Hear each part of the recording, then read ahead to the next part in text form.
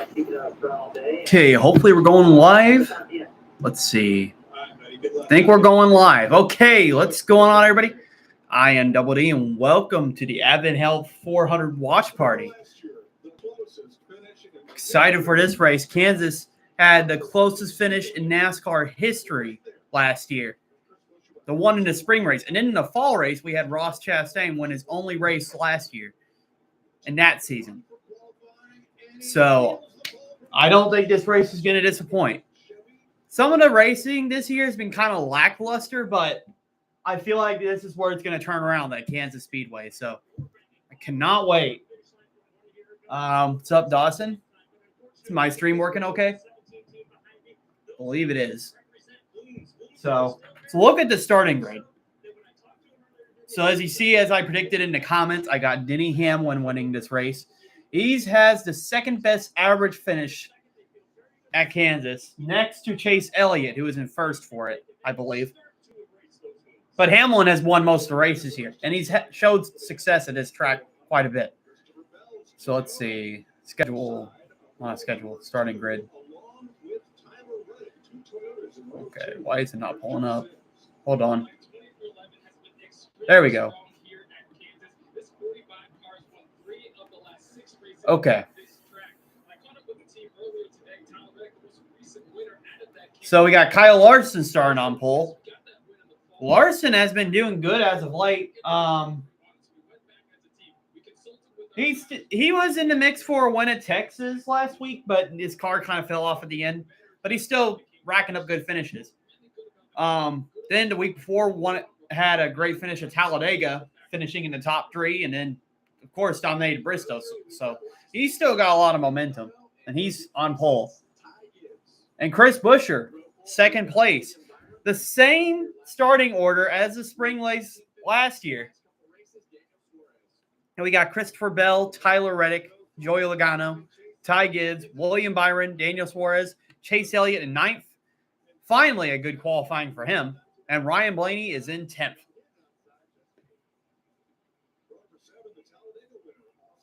Michael McDowell's in 11th. Justin Haley's in 12th. Then you got Austin Cindric, Denny Hamlin, my prediction, in 14th. Bubba Wallace in 15th. He won here in 2022, subbing for Kurt Busch. 2016, Eric Jones. 2017, John Hunter Nemechek. 18th, Zane Smith. 19th, Chase Briscoe. 20th, Austin Dillon. And in 21st, Alex Bowman. Now, let's see any more drivers. Ross Chastain starting 26th. Then you have Kyle Busch with a rough qualifying in 35th. And so for Brad Keselowski in 36th. Keselowski's been having a rough season, probably the worst of his career. And then Josh Berry starting 38th. I think he might have a backup car. I'm not sure. Why do I think of Brendan Butterbean? Well, I did see that he did win I think he did win the ARCA race Friday. He's got some talent. I think he's pretty good. I'm an Isabella Robusto fan. We have not yet to have a good woman race car driver, and I believe Robusto's going to break that streak.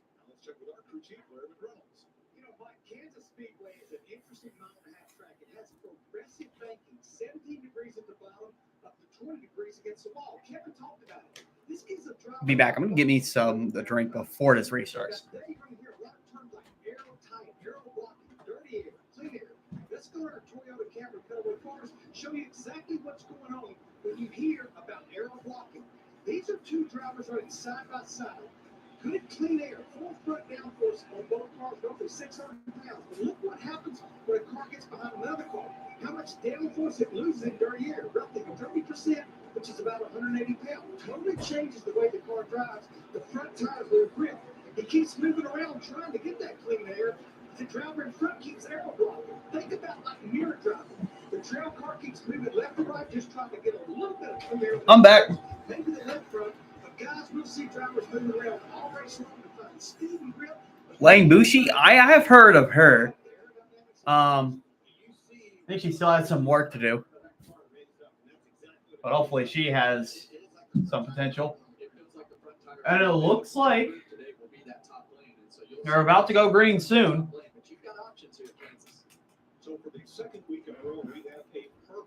Bet the racing's going to be insane.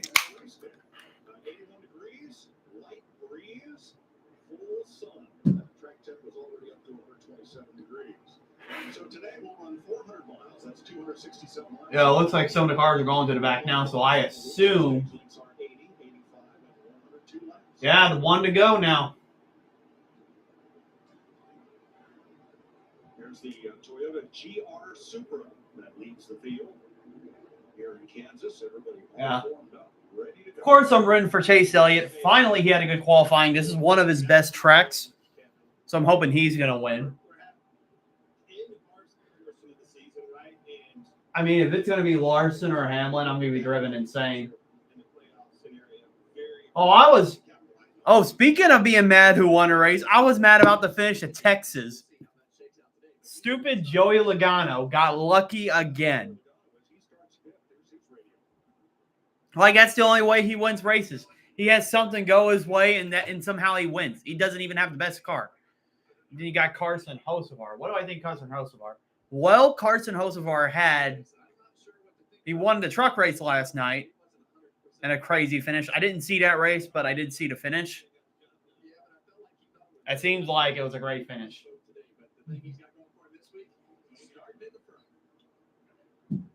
I don't really he's talented, but I don't really like him as much because he gets into other drivers quite a bit.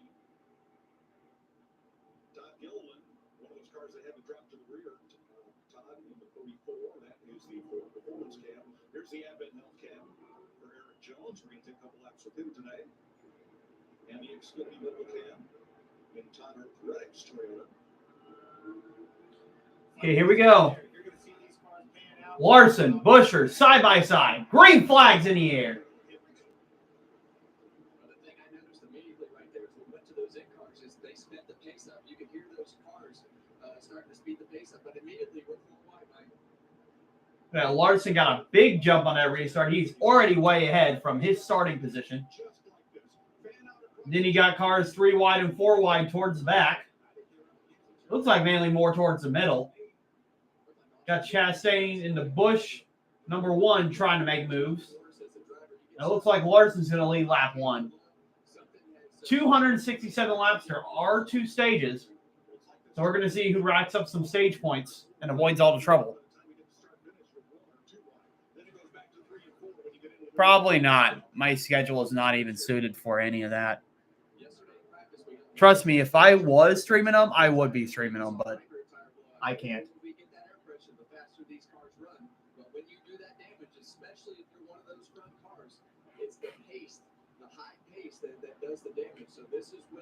Bell has already passed Chris Buescher for second. He's chasing down Larson.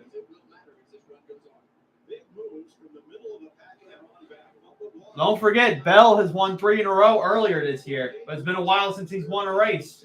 He's wanting to get back to victory lane. Byron's making a move on Joey Logano, it seems. Going to slide up right in front of him, completes the pass before.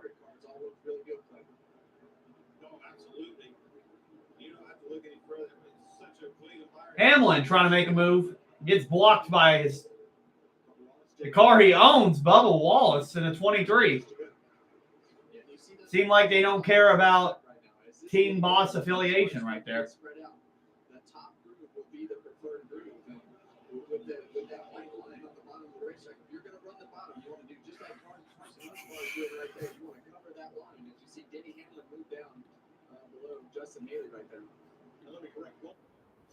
Okay, good. I'm still working.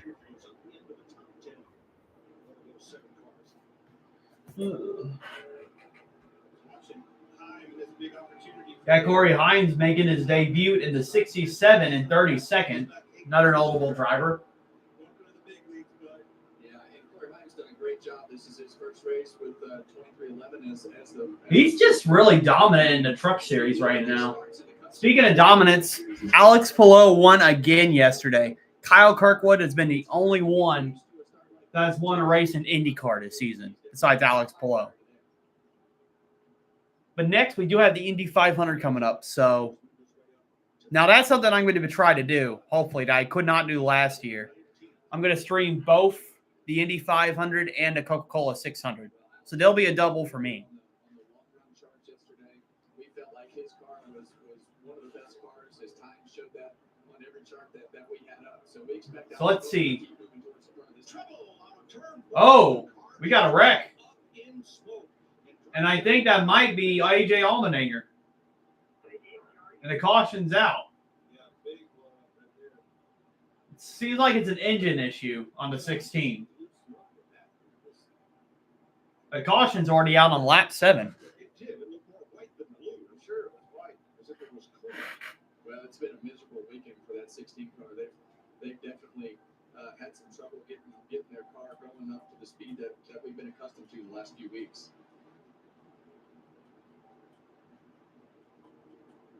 Well, this will become another meme this week of we've elected a pope, white smoke, and he's from the Midwest. Yo, Mike Joy just mentioned a Pope meme. White smoke. Wow. Mike Joy is the top definition of an older guy trying to use new meme jokes. It's hilarious. Yeah, we're under a caution for AJ Allmendinger. Kyle Larson still leads.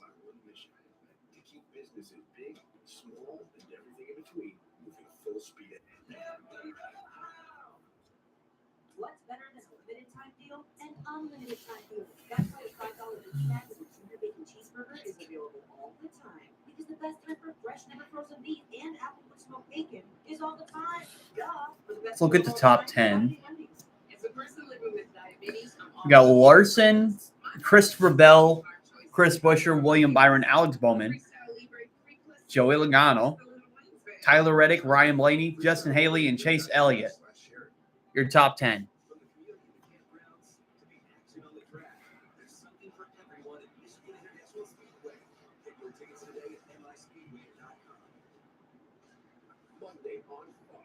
Three urgent cases to dive into tonight. First, on an all-new missing person. We don't know what happened to him. All you have is hope. That's what keeps you going. Then, America's most wanted. the Lord is a peace in my heart. And you help us find this low life of all new America's most wanted after missing persons. Monday on Fox. This is the NBA playoffs. An exhilarating ride played at the highest level, with every possession is big and every game even bigger. Tomorrow on ESPN.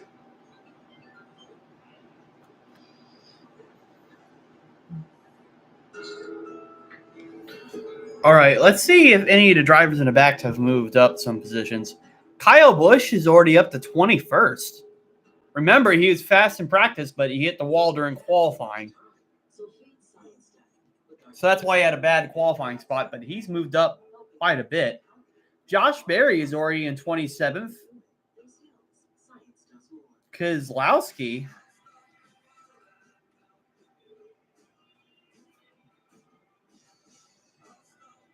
Let's see. Brad Keselowski's in 26, so he hasn't moved up as much as other drivers, but Hamlin is in 29, so he's fell to the back.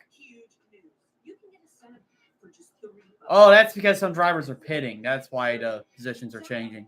I just noticed that. So I guess they're doing pit stops, and I can't even see it on my TV in the back. Wow. Seems like mostly people in the back did pit, though. Austin Dillon was the first one to go on pit road in 21st. Under the first caution of the day, you can play the Fox Super 6 NASCAR Challenge channel on the Fox Sports app right now. Free to shop to win cash prizes. See the Fox Sports app for details. So under this caution at lap 7, Alex Bowman, the first to pit from 9th, and several others joined him. Larry, let's talk strategy. Yeah, this is still outside the fuel window right here. Remember, it's about 65 laps and pitted at lap 8. I'll never rule out that you can't make it though. But some other strategy, 4 tires is the way to go. I mean, I'm not sure if like 7-lap tires will make a difference. It might. Split the stages in half, But some of them are trying it since they're in the back. And this is the theme of 2025. Don't beat yourself with mistakes on pit road. 11 pit road speeding penalties in Texas, 37 combined here in the 6 races with the Gen 7 car. That's the most of all Baja tracks. But it's also right in line with the theme of 25. I like what you said right there. Get yourself differentiated with the rest of the pack. Do something different, and you never know, it might play right in your hand. And If you think about it, this is the last points race on Fox, or being covered by Fox. They're having the All-Star race next week, but then it's going to be on Amazon Prime in a couple weeks. It's going to be interesting to see how that goes.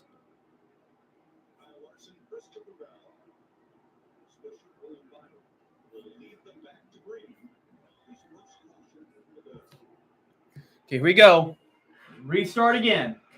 Green's back in the air.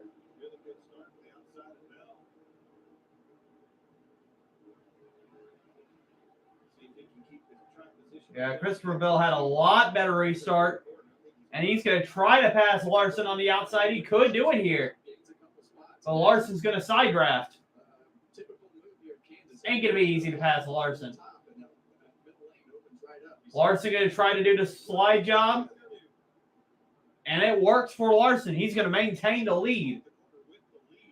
What a way to hold off Christopher Bell on that restart.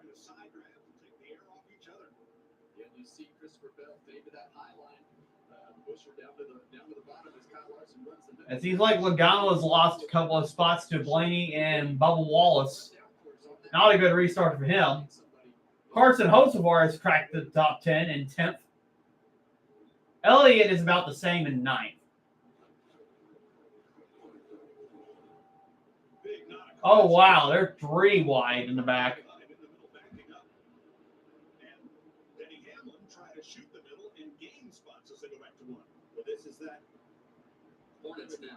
I don't know. Hamlin's car seems to be struggling. He's not really getting the runs like all these drivers have been. especially when you have people with fresh tires right behind you. Yeah, and you see Kyle Busch leading that charge right there, and Ty Gibbs on the outside of him as they split the 33 car. Jesse Love and Ricky Stenhouse is next on that list for those guys with tires. They need some trouble. Yeah, this car is slow. He's getting passed by everybody else. So easy to get your momentum. Leave it to me to jinx him this week. Now, coming off 2 last time, I believe. And here goes Chase Elliott past Austin Cindric. Squeeze play. Turn 4, but he did. You're right. He was close off turn 2. Is he going to complete the pass? Yeah, Yes, he does. Turn 4, the wall comes back at you, so it's a I hope Chase wins. It's been so long. It's been a year now since we saw Chase Elliott win last time. Hopefully that changes today.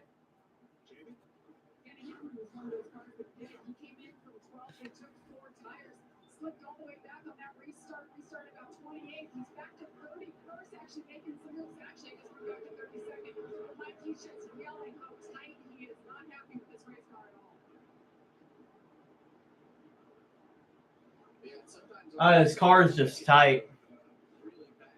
Hopefully the next caution, or if he can keep it on the lead lap, make some adjustments to make the car better. So he's complaining about it being really tight. So what this means, the car wants to go straight toward the wall and doesn't want to turn as much. So when you're trying to make your car go a little faster, you want to make it a little loose, or even just take 2 tires. That'll even loosen it up as well. But Hamlin is going the wrong direction fast. And Elliott is about to pass last week's winner. Joey Logano sucks. And easily passes Logano because he sucks in 7th.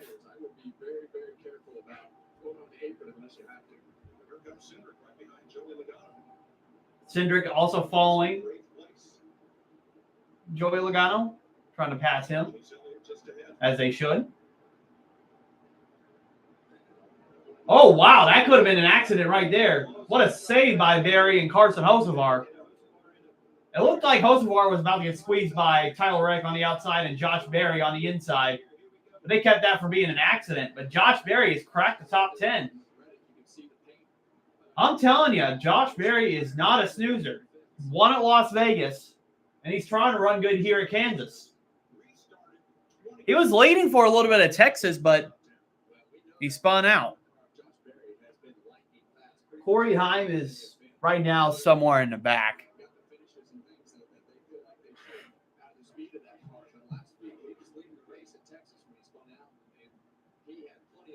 Yeah, on my screen, he's running 36.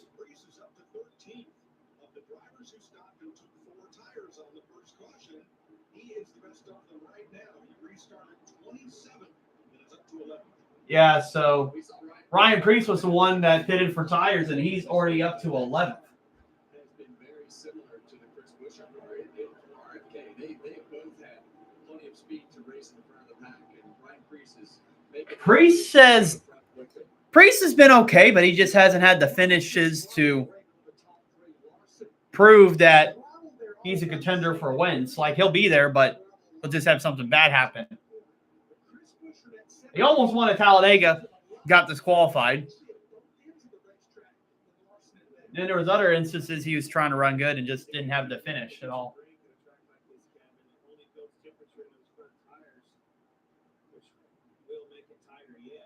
Sometimes you have to use the brakes because the thing's already tight. Sometimes you use the brakes to keep it underneath them if it's loose. It is one characteristic of this next gen car, though, to be able to get those front tires to turn and see. There goes Barry past Josh Berry. First time Priest is in the top 10 today. Have to be careful too much, obviously slows you up using the brakes, but that temperature in the tires builds air pressure. They don't like that air pressure.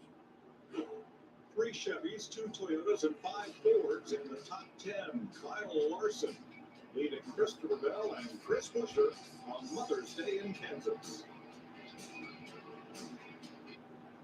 The 8500 doesn't have a red carpet. It has bricks. Riddled with oil. Yeah, so Larson's still going to lead. I won't be surprised if this is going to be another Larson dominating race today. It's annoying, but what can you do about it? This baby hits 88 miles per hour. Yeah, that's some serious.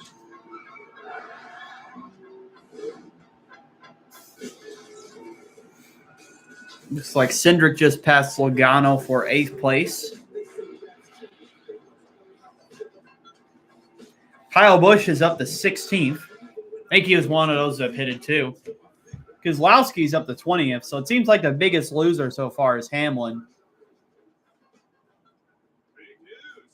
in 26th. We did climb up a few more positions, but his car is just not handling good.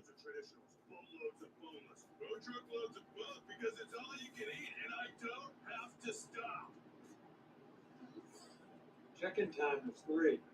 It's 2:55. I know. Is this what he's doing now?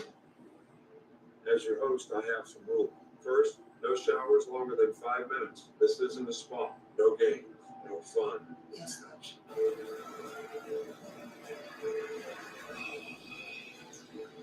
Meanwhile, at a Verbo, you always have your vacation home to yourself. Make it a Verbo. The new McCrispy Strip is here. Tip approved by Ketchup, Honey Barbecue Butter, Mustard, Honey Mustard, Sprite, McFlurry, Big Mac Sauce, double dipped in buffalo and ranch, more ranch, and creamy chili McCrispy Strip. Now at McDonald's. Love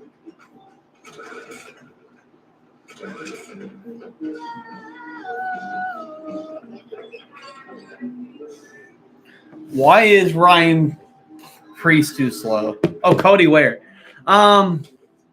He's just terrible. Justin Haley showed that Rick Ware Racing is capable of having good speed. But Cody Ware is another silver spoon because his dad owns Rick Ware Racing. He's just not talented. It's like, okay, if you watch F1, for example, Lance Stroll. Think about him. That's Cody Ware.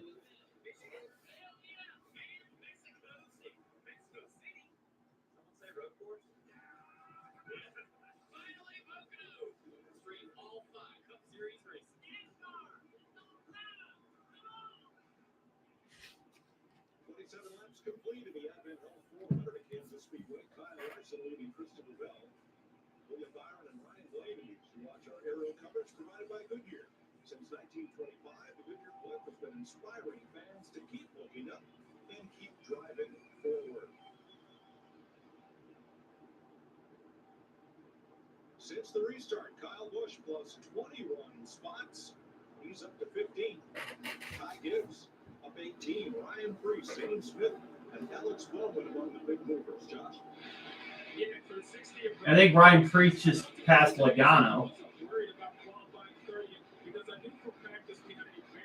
Bubba Wallace is almost in the top 5. It seems like he's got a fast car, too, trying to make passes. Elliott is also up to 6. But it seems like Kyle Larson's just sailing in the front right now.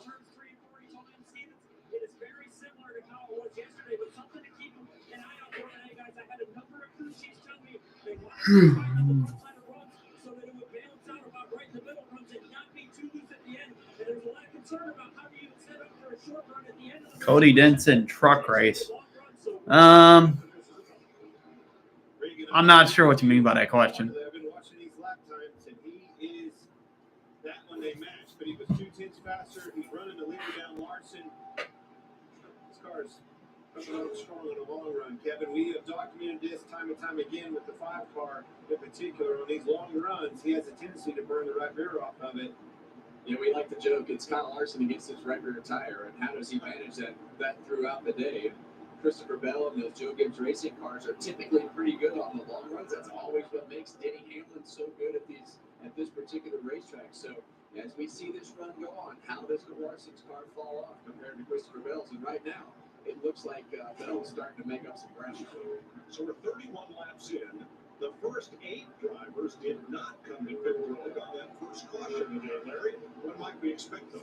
Well, Mike, go back to the Larry Mack strategy. Splitting the stage in half is 40 laps a run. We did run 4 caution laps, but based on talking to a lot of people yesterday in the garage area, I'm thinking about the next 5 to 6, 7 laps. They'll be coming a little earlier than that lap 40 mark, trying to get advantage of those 4 fresh tires.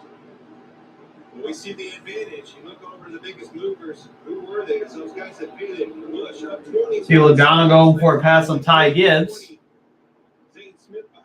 Zane Smith also. I wonder if he took tires. I think he did, and he's moving up as well. Kyle Busch is not that far from the top 10 either. Definitely checked him up a little bit, but he's been making his way towards the front there with Kyle Busch right in tow. I'm pretty sure Kyle Busch has won to win quite a bit since he had his race go up in smoke last week. Yeah, we heard Larry talk about Tyler Reddick complaining about the seat. You see Austin Cindric kind of split. Oh, I haven't really paid attention to him that much. He's on the bottom of the racetrack, so you want to be in between those 2 seats. I always found that in turns 3 and 4, you can get. There's probably only like a few truck drivers I know. I know there's Corey Hines still, Ben Rhodes, Grant Enfinger, Matt Crafton. I know Caden Honeycutt. Tony Breidinger. I know her. That's all I can name off the top of my head. No, I haven't seen them race. But now we finally got pit stops. Ross Chastain's pitting. Scheduled pit stops under green. Well, just like Larry was saying, he expected some of these guys to start coming a little bit earlier than what we had originally talked about. Here they all come down pit road. Yeah, I guess some of those guys that did not pit are pitting now. Bubba Wallace is pitting as well. If I were Christopher Bell, I'd try to pit before Larson. Use those fresher tires to catch up to him. Except for this looks like a 2-tire stop for Josh Berry. Nope, they do come around. They're going to do all 4. Yeah, I think that's going to be the thing on these green flag pit stops. You're going to want to take 4 tires because you're expecting it to finish out the second half of this run. Ryan Preece is away. He's done. Chase Elliott's also making his pit stop. He's away. Is in Austin Cindric. I think Bush or Logano, those guys that were A lot of people are pitting right now. are going to pull these leaders in soon. Yeah, once you see a car like Chris Buescher running that far towards the front, I think Kyle Larson, he had a big enough lead. Logano's in as well. Wait and see game and not lose any positions on the racetrack. That'll give him a little bit of an advantage over these guys that are already off pit road. Joe Logano, Chase Elliott, Carson Hocevar. There's Tyler Reddick. There, you could probably afford to let a couple laps go by here. There's not too many, right? Yeah, what I did see in this race a year ago, like Tyler Reddick in the 45, but I know he's already made his stop. They elected to split it right in half. It looked a little bleak in the beginning. William Byron's in. It was good at the end of the second run there. Now you got your third place car, William Byron, on pit road. I bet you see this 5 car looking to the inside. Brixton's made his stop. And so just the top 3 cars, Larson, Bell, and Blaney, still out of the racetrack along with the 45. Let's go to pit road. In 24, William Byron really happy yesterday in practice. They hardly touched it. Rudy Fumo, his crew chief, told me so far in this race, just a little bit 3 and 3 and 4. You saw this come in. They took 4 tires, but all seems to be good right now. Not so good for Bubba Wallace. Equipment interference will cause him to have to do Penalty for Bubba Wallace. So he's going to be towards the back. Blaney comes in. Costly error to these green flag stops. I think it just said Ryan Blaney's got a speeding penalty. Oh, there's a look at it. I almost hit Josh Berry's crew. And there goes Larson and Bell. In together. There is an advantage to that second place. Christopher Bell being that close to Larson. You could use him as a gauge coming on the pit road, gain a lot of speed on him on the entrance of pit road. Stenhouse in as well. Regan. It's been a game of cat and mouse there. The 20 car, as soon as they knew the 5 car was going to pit, they immediately decided to pit to come this time as well. As for the 20 car, about 2 laps ago, finally said it was starting to free up a little bit for Christopher Bell. The 5 of Kyle Larson actually needs help with turn off of turn 4. One of the few cars I heard that was tight at that point. Cole Custer in as well. Yeah, and that number 1 pit stop gave Larson the advantage. He's already away. Getting off this pit road, Clint, we know that you can gain or lose a whole bunch of speed on the acceleration piece of the exit of pit road right here. That's why you couldn't wait too long. Byron just passed Bell. That was a third place car right on the heels of the leader, Larson.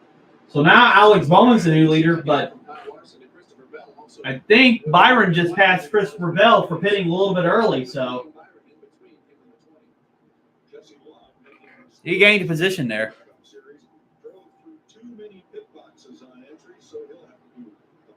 I like cookies better. Hold on 1 second.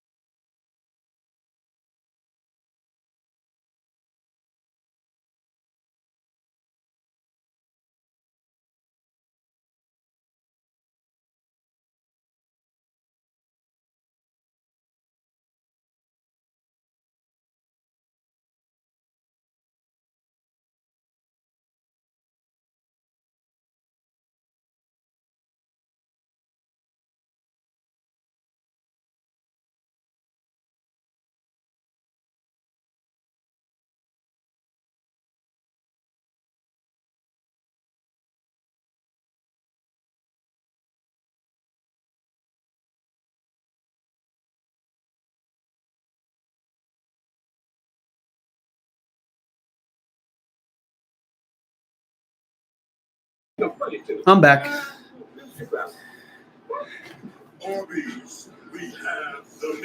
I assume Larson's still leading. Making my way downtown, walking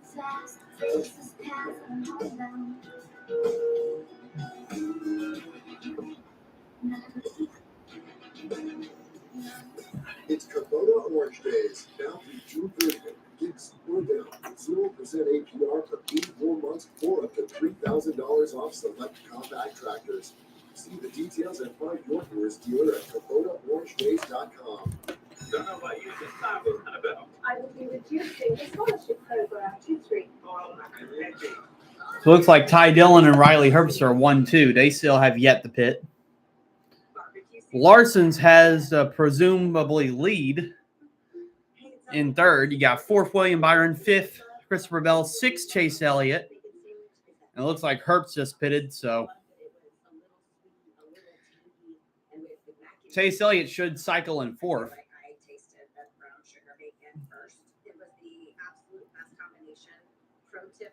Kyle Busch has dropped back for 23rd. So the ones that pitted 7 laps, it seemed like they were good at like gaining on the short run, but after pit stops cycled, it seemed like they've lost more positions.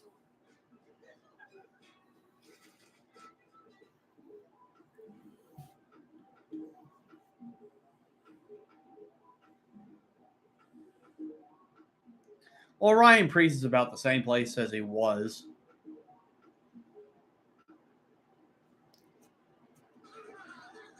Welcome back to Pop Jones. The finer things in life, like ordering more to save more for Pop Parents Menu. It's all $6.99. Why are you whispering? We're making you Papa Pairings for $6.99 each. Better ingredients, better pizza, Papa John's. 48 laps complete in the AdventHealth 400 at Kansas Speedway. We're racing to the end of stage 1 at lap 80. And a couple of drivers have rolled the dice. Kyle Larson has cycled back to the lead, but in the second spot are just now William Byron going by Ty Dillon. And Ty Dillon and Riley Herbst are on the economy run, Larry. So we're about 50 laps in. Oh, wow. Bubba Wallace giving Ty Dillon a bump.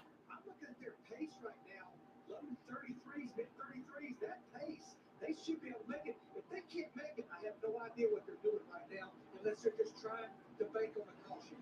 Well, Matt didn't make it off the turn 2 right there, but even if they do make it, we're going to lose a lot of spots here. I don't know that it's going to be a net gain anyway. Well, way off the pace. That hope is a bad strategy, and I think that's the way it's probably going to work out this time. Gotten me through many years of mine. Go for it. Well, one of the blackout runs. Yeah, it seems like Ty Dillon and Riley Herbst are trying to stretch their strategy, staying out longer. So they have not pitted. I thought they did. Right now, Ty Dillon is, but he's in 4th place with 30 laps to go in the stage. Going to be doubtful for him to hold on to a points-paying position, points in the top 10. But he may end up in a better shape than what he would have, and he'll have an extra set of tires there in the pit.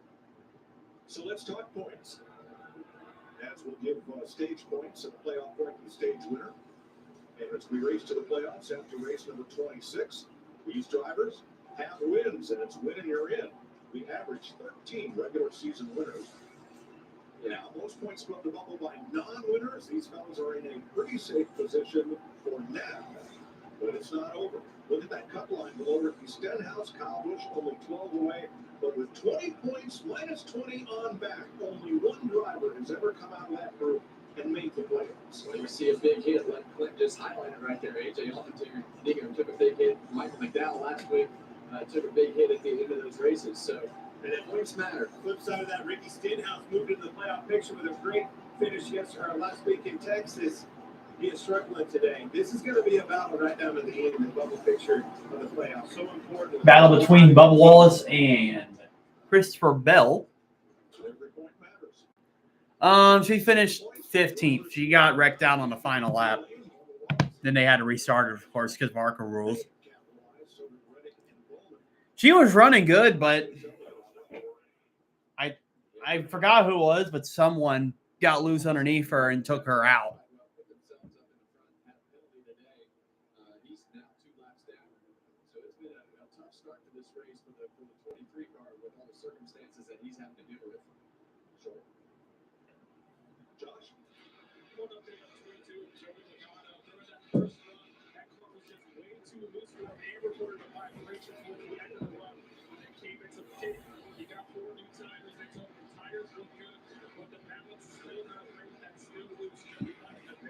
And I saw that. How about the run for this 6-car Brett Keselowski so far today? Started at 36, all the way up to 15th right now. And the good news for crew chief Jeremy Ball is Brad is very pleased inside of the car with how it's driving, what it's doing on the racetrack. They keep in mind this is a team. Yeah, Brad Keselowski's running top 15. They had a lot of confidence when that went down. Brad himself did, and the team told me earlier today they felt like they could pass the. He's trying to run better than he has been. Well,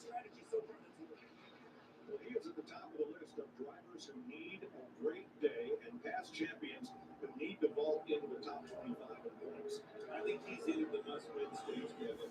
I agree. I think that the 6-car Brad, a lot of talent behind the wheel, a lot of leadership. But I think that with the way that this has all gone, and as far behind as they are from that 16th position, I mean, they're going to have some pretty miraculous stage points, and if they don't win. So of the drivers who have made 2 pit stops, only one is up in the top 10, and that's Alex. Yeah, Larson still kind of has the same lead as he did even leading in front of William Byron. Chevy's up front in their Hendrick cars, Larson and Byron. Then Bell's Toyota in third, and the first 4 is Blaney in fifth. When you live with diabetes, progress is having your coffee like you like it, without an audience. What about me? Let's see. Right now, I am running in no place because I'm not even in the race. Everyone else doesn't have to. And over time, it can help lower your A1C. Confident choices. Let's see. Kyle. Let's see. We got Larson, William Byron, Christopher Bell, Chase Elliott, Ryan Blaney, Austin Cindric, Alex Bowman, Chris Buescher, Ryan Preece, and Joey Logano. Chris Buescher has dropped back to 8th. Preece is in the top 10, though. So it seems like the only one that worked for pitting on lap 7 is Ryan Preece. He's making that work. But some have dropped back.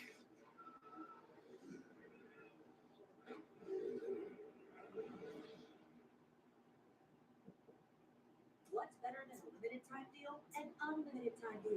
That's why the $5 piggyback with a junior bacon cheeseburger is available all the time. Because the best time for fresh, never frozen beef and applewood smoked bacon is all the time. Duh. For the best deal of all time, gotta be Wendy's. Olsen and the Braves, Battle Tappers and the Red Sox, or the Twins, take on the Brewers. Baseball Night in America, Saturday on Fox. As a person living with diabetes, I'm all about making progress. Sure, but I'm not rolling rate. Progress isn't about overhauling your life or always being perfect. See, Ross Chastain. Progress is making smart choices. Ross Chastain is running in 24th. And getting one half the cost of other CGLs, but that's a big win. Try for free at Freestyle. Can hang on a little bit to get out there. That's my weak Australian accent.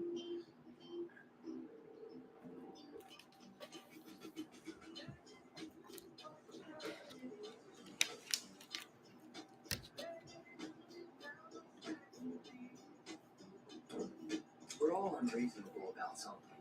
For us, it's creating an uncompromisingly delicious.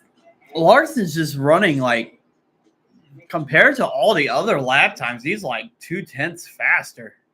What's better than a limited time deal? An unlimited time deal. That's why the $5 piggyback is So looks like the last time by Ryan Blaney was the fastest car. the best time for fresh, never frozen beef and applewood smoked bacon. Not by a lot. Duh. For the best deal of all time. Larson's just putting on another clinic today. Kyle Larson leading by 3 seconds. Yeah, Allmendinger is out of the race because of a blown engine. It's going to hurt him for the playoffs. Possibly. So here's a little trivia. Helio Castroneves is looking to become the first 5-time winner of the 500. Besides Helio, 3 other legends have won the Indy 500 4 times. Can you name them? No, I know Rick Mears is one of them. AJ Foyt, Rick Mears, Yes, I know this guy right here. Andretti. NASCAR gentleman, Kyle Larson. That Kyle is one that try his hand, and I think he can do it. He got so close. I was so excited last year watching him do that. Can I play it? Can I pay this off, please? Oh, Al Unser Sr. AJ Foyt was the first to win for it. What a cool looking picture. Look at that. Huh? 5,500 on Fox in 2 weeks. Here in Kansas. William Byron is edging him. Yeah, Larson has made that gap to almost 3 seconds now. Half a second. Christopher Bell in third. Elliott Ford Blaney, the first 4. In fifth. So it sounds like somebody just joined the Discord. I wonder who. It's the Sauce. Saucy Mac. Byron's dead.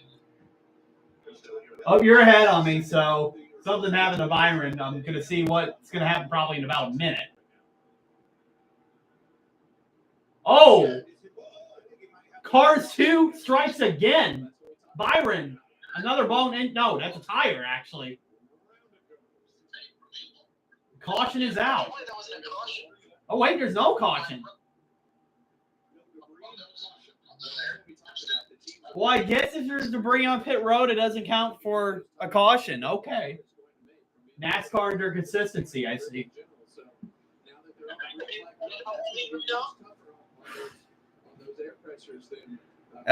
Your audio's kind of going in and out. I can hear you. Are you excited about Elliott right now? I'm keeping quiet. I'm really wanting him to do well, but I don't want to say anything to jinx him. He's low key cooking right now. Yep. It's all right. You can blame me if I jinx him. Okay. No, I just won't forget Kevin Harvick was talking good about Kyle Busch, and all of a sudden he was in the wall. That's probably the funniest clip from this year. It was. I enjoy going, no. Oh, man. Larson's having himself a good race. 5 seconds ahead of Christopher Bell. The Hendrick cars are all doing well right now, besides Byron. Yeah. When you let that pressure down, that's why we're talking about you got to be really careful with the car and how fast you go at the beginning, because when the car Seems like the only guy that's doing well that hit it on lap 7 earlier is Ryan Preece running an 8th. Yeah. The rest of them has kind of like fell back. Well, you see Kyle Busch is in 15th. But he's about the same position as he was even before all that. But, yeah, top 10 is pretty much the same. I'm officially a fan of Hocevar after last night. I didn't even watch the race, but I saw him freaking flipping him up. He's earned my respect. Yeah, he gave the dude the bird as he was crossing the line. That's the toughest thing I've ever seen. NASCAR. That's like that's something Earnhardt would do, 1,000%. Yeah, Red got into the wall. Him trying to ride the top did it too much. But he doesn't have a lot of damage, though.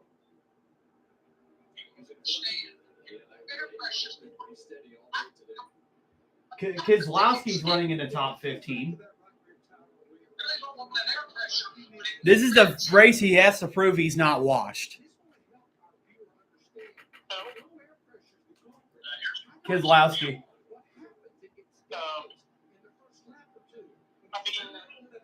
He won last year. Yeah, he won at Arlington last year. I think he just had, like, some of it's bad luck, and then some of it's been on him. Yeah. Well, this car to me, they're Yeah. simultaneous ago. If he was still in the 2 car, I guarantee you he would be winning several times a year. So Dawson thinks that Joseph Newgarden's going to win his 3rd straight Indy 500. Not if Larson has something to say about it. And he does. He's going to say that. Imagine. Well, imagine he gets into, like, victory lane, and he just jumps out of the car and he says, I'm that you-know-what. Yeah. Oh, Hamlin is in 12th. I guess whatever was going wrong with his car. They have fixed it, and he is moving his way to the top 10. He just passed 2 cars in one corner. Wow. Remember, back in 23, Hamlin and Larson were battling for the win, and they got into it on the final lap. Apparently, Logano has a sticker on his car for a kid that was a fan of his, and he apparently died last week 2 hours after watching him win. Man. As much as I despise Logano, that is a kind gesture. I'll say that. But that's all I have to say.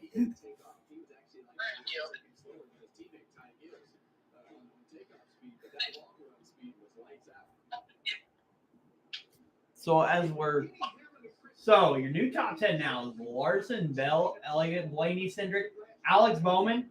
Bowman's been running good today too. Chris Buescher, Ryan Preece, Logano, and Denny Hamlin in 10th. Because we got 5 laps to go in stage 1. So my prediction is that Elliott or Bowman steal this race from Larson. And a late race restart later on. That's my prediction. It's possible. So far, Kansas has been as chaotic as it's been in the past.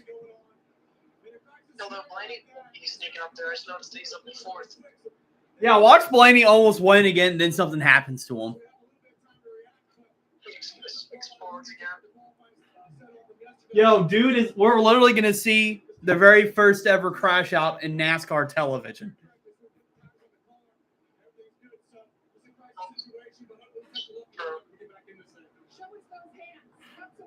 I mean, we've had, like, crash outs, but we haven't seen a crash out.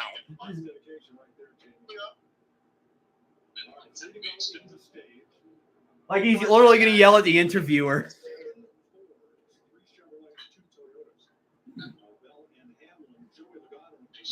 Larson gets him races like this, he's definitely going to end up taking the points lead.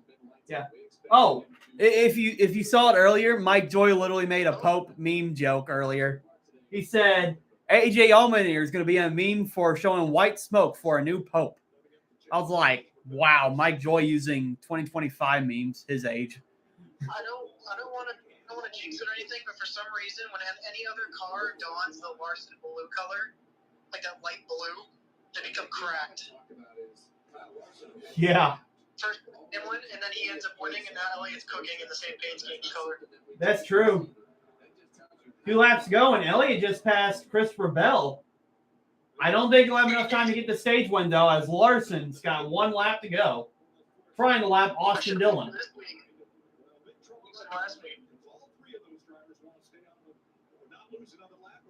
Yeah, Larson just has to coast.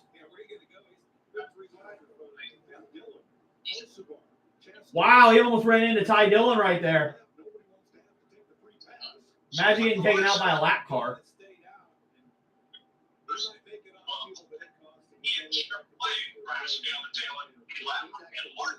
Out of turn 4, Larson's going to win stage 1.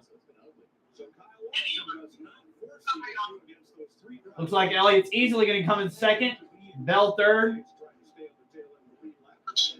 Some drivers are going to pick up some valuable points, and Larson getting another playoff point. Yeah, remember a couple weeks ago at Talladega, Larson passed Martin Truex Jr. for most stage wins of all time.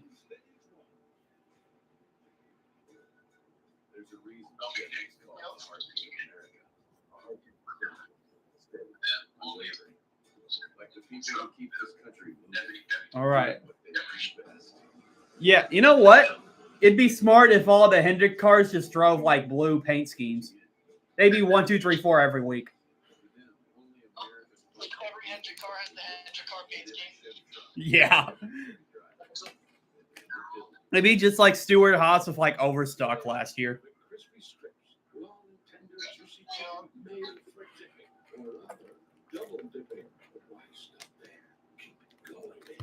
Speaking of same paint schemes, I've ordered every Mobile One 164, I think. I've ordered Reddick's, I ordered Bubba Wallace, and I ordered Christopher Bell's, and they're all Mobile One paint schemes.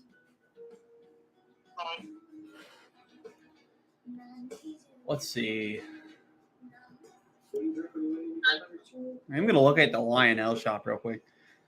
I noticed the pre-orders have been like slow being put up, and they say that's because of the tariffs, but they've been really slow. I think you could find make sure that's. I haven't even seen a pre-order for the sauce card. That's why we hand mix our own spices. We marinate our meats. We cook it Mhm. with flavors. That's why we're transparent about what goes into our food and what doesn't. Let's see. You know, if it's not right for us, it's not right for you. Doing it the right way, even if it's the hard way. Yeah, the newest race one is still fucking Benny Hammer the one. 1939. Yeah. What else? Big Corey Hines.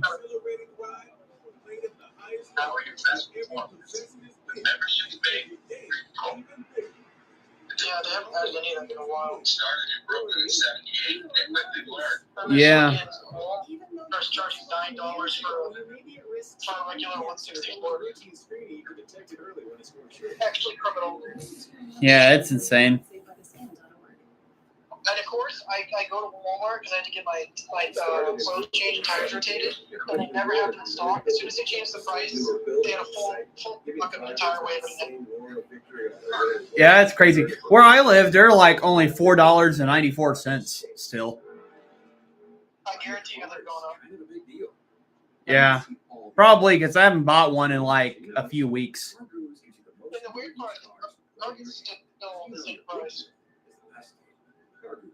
Number one most visited car shopping site. Yeah. Well, I mean, $4 and $5 is pretty good. $6, $7 getting there, but then I think above $10 is outrageous in my opinion. So far, this team did it. Because at that point, if they're that much, you might as well just save up and get the 124.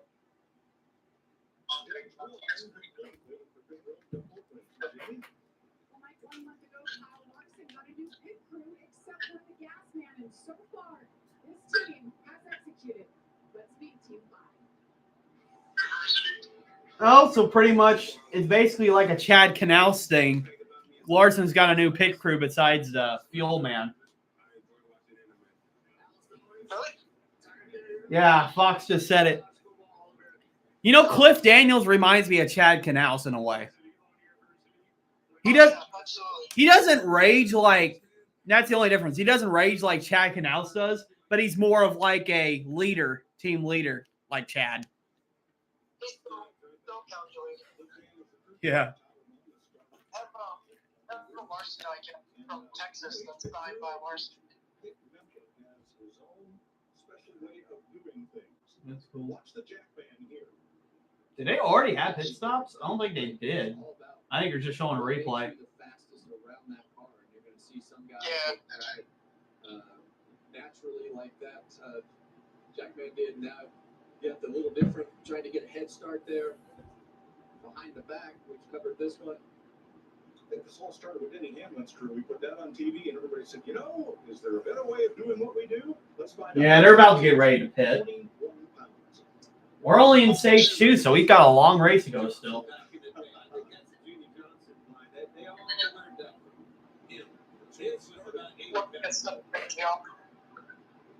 For the top 5 pit crew rankings this season of the rankings of the current top 5 drivers. Larson the highest of that list, along with his Hendrick teammate Chase Elliott. All right, well, here we go. Let's not make any mistakes.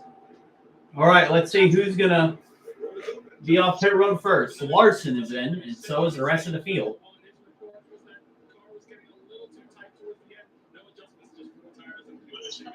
I'm waiting as well as he makes his way on down from the top 5. Needs the balance to be just a little bit. See, Chase is away. There's too many freaking blue cars in that color now. Blaney had a good stop as well.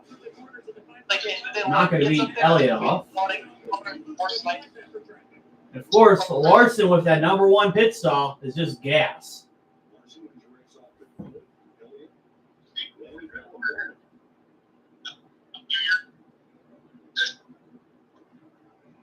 Ever since NASCAR and Fox came on the air in 2001, one of our cameramen up on the roof was Tony Marshall, T-Bone we call him. Seemed like top 10 is going to stay the same, but Zane Smith did pick up a spot, and now he's in the top 10.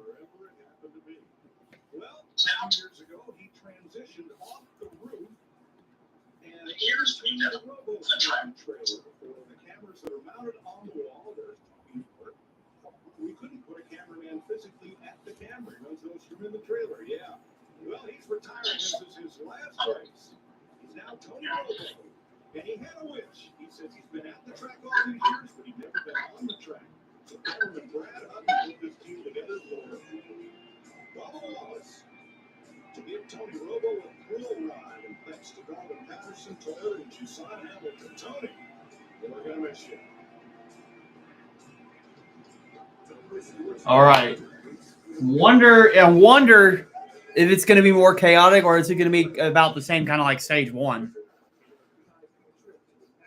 What do you think? I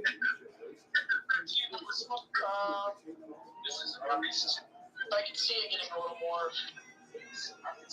feisty now. Some of the better cars are getting type of through, you know? Yeah. Since I know they can't beat Larson now unless they fucking beat him on the restart. Yeah. Feel like if we get more cautions, the more chaotic it's going to get, and strategy is going to be thrown all over the place. But if we have one kind of like stage one, to feel like this is in Larson's control. Clean air is king. Yes.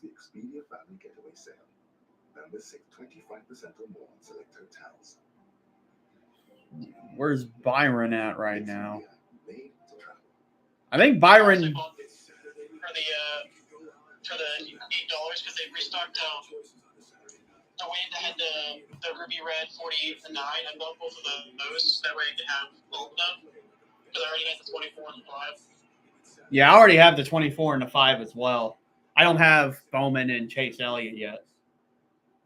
They just restocked that way. Oh, they restocked it for some other people.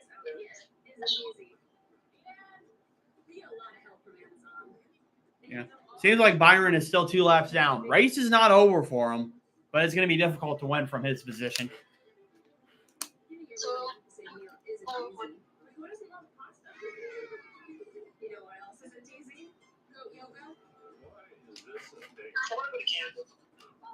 I want to go to Kansas before I die. Same here. And it'd be easier for me to go to Kansas, though, because I only live 3 hours away.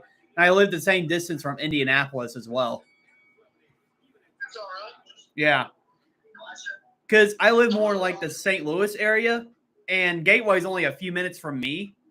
Chicago is only 4 hours from me. And then I'm 3 hours from Kansas and 3 hours from Indianapolis. Because, I mean, some people more pay attention to like the Southeast because that's where NASCAR originated. But there's actually a lot more tracks than you think are in the Midwest. Nashville is not even that far from me either.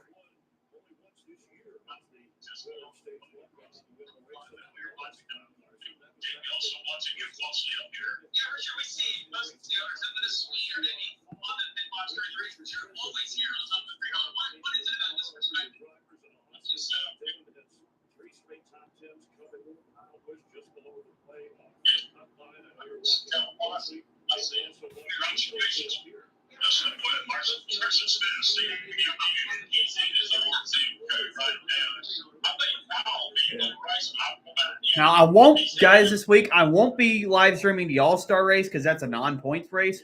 But I am going to try to attempt to live stream the Indianapolis 500 and the Coca-Cola 600. So not just Kyle Larson's going double in a couple weeks.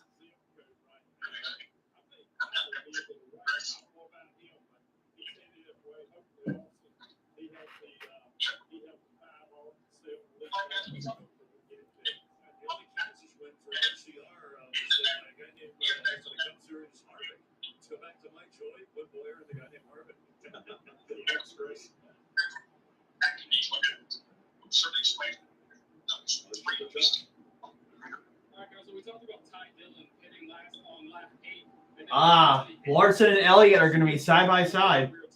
Who's going to stand up to Larson on the restart? Bell almost completed a pass on Larson, but Larson just side drafted him and got that lead back. So we're going to have to see what happens. One penalty on this round of pit stops. Carson Hocevar, equipment interference. So he'll start at the back of the 22. I was listening to the Happy Harvick podcast a couple weeks ago. Mike Joy was saying you always want to root for the second place guy. I agree. As long as it's not Logano or Hamlin, then I'm fine with that. But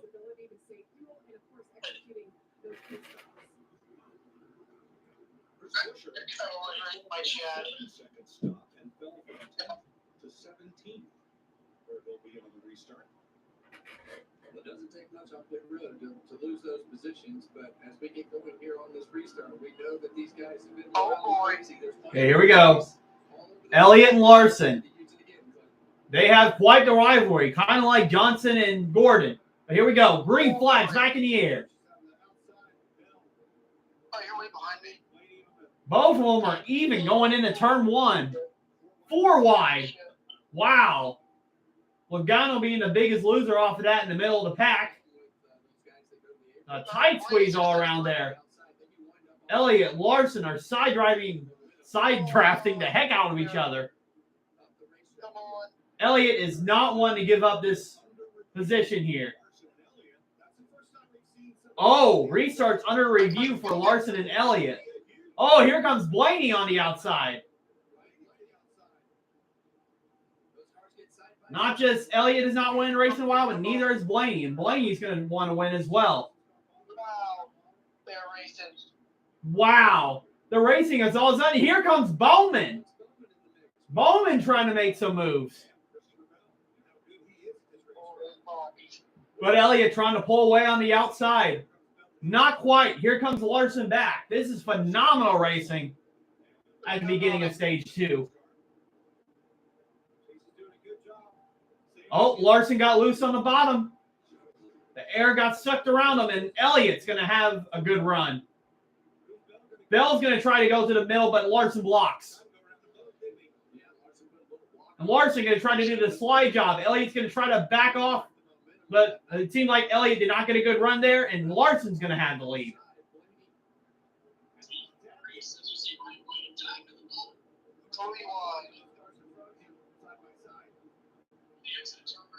Larson's going to be enjoying this while all these cars battle. He's just going to get away. Elliott tried. He tried. That just wasn't enough. That was a good battle. He almost cleared him. Yeah. And Bell just cleared Elliott for second.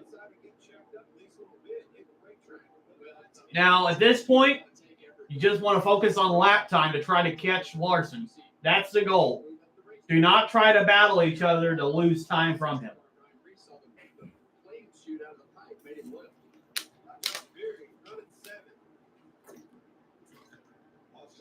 Coming into play on the bottom. He's been making good use of that track apron, but now he wants to try to get a side draft on Bowman, and he's got Barry right with him. It's amazing how these cars are moving around with the dirty air. They get Larry showed us in the beginning of the show. You do not want to be in the way. Oh, wow. Cindric wobbling up the track. And also, wow, Barry almost ran into Bowman.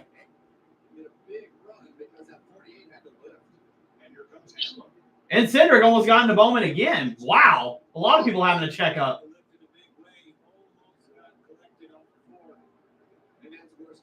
Hamlin being the biggest gainer out of all this.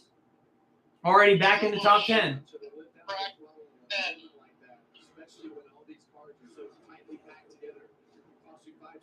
Oh, wow. Bowman and Zane Smith squeeze each other into the wall. Racing's pretty tight. I'm not surprised we're going to get a caution soon.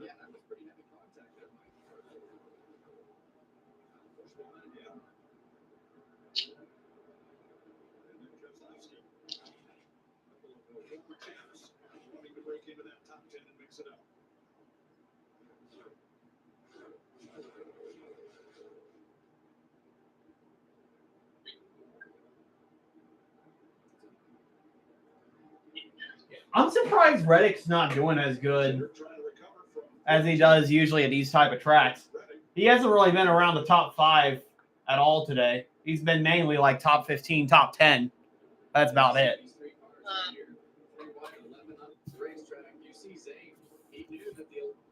felt like the 11 was going to come up far enough that he was going to get into the side of the 48 and try to lift. You look like you're on it. It's good at cars. Your setup's the last few races. Yeah. I wonder if that's because of like that 2311 thing. NASCAR's trying to make him weak.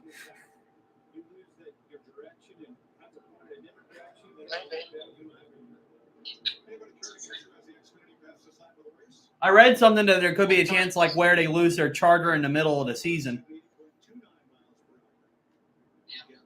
Something unfortunate. Low key, I'm not gonna lie. Tyler Reddick going back to Chevy would feed the masses. It would. I would love that.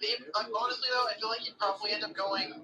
There's so many Chevy drivers. If he was gonna leave like Toyota, he'd probably get put like in the Ford camp. I don't know who you drive for, though. That's the thing. Like, if he loses that ride, where would he go? Yeah. Yeah, 2 cars right there, especially that 45. We expected a lot out of Tyler Reddick. Well, Eric Jones had to check up there behind Logano in. Who else is that?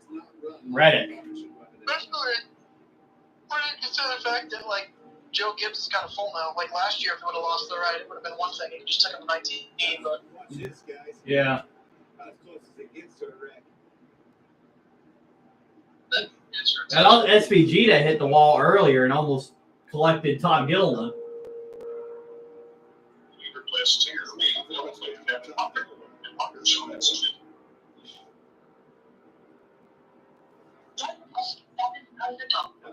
Yeah, everybody had high expectations for SVG, but it turns out he's another Marcus Ambrose so far.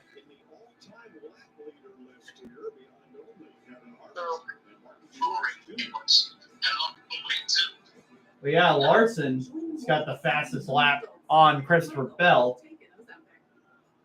by almost a little more than 2 seconds.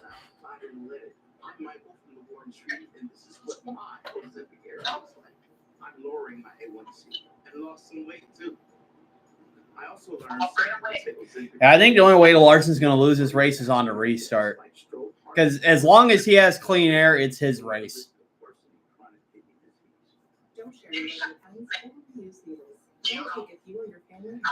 Now, hypothetically, could be a way for Larson to lose. He forgets how to count during the caution.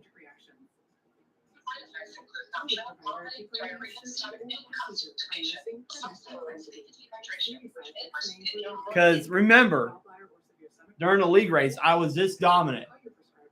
And it all went wrong whenever I brought out the caution by spinning. Yeah, as long as he knows how to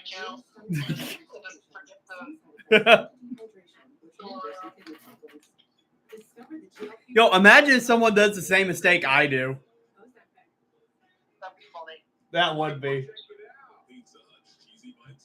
And then I commented after it, and I'm like, I did that before. Larson has his own store, and he's had these hats. They say Young Money on them. And I've always wanted one, and they would always sell it before you buy one. I finally got one. The only thing I hate about it is there's no number on it. Like, it just says Young Money on the front, and it says Kyle Larson on the side, but it doesn't say, it doesn't have like the 5 or anything. Ah. I kind of want to get that put on there. Nice. I'm getting annoyed by all these commercials. I hope they're better on Amazon Prime and TNT and NBC because this is annoying. Like a couple weeks ago at Talladega, they had the commercials going with 9 or 8 laps to go. I'm like, that's the most exciting part of Talladega.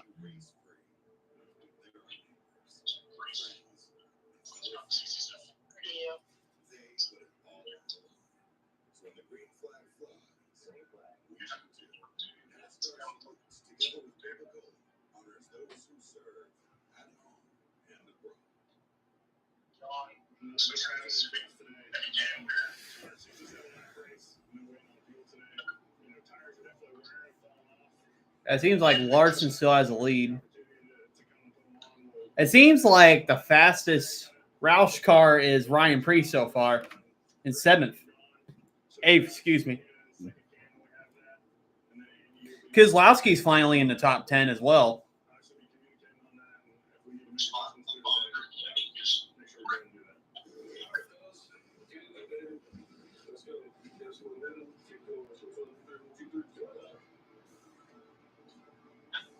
Race meeting for Ryan Blaney's crew. John and Ashley, the crew chief, Tim Feeder with it.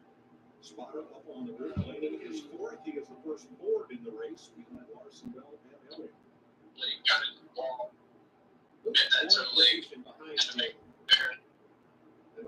I can actually see Mary going deep in the playoff run.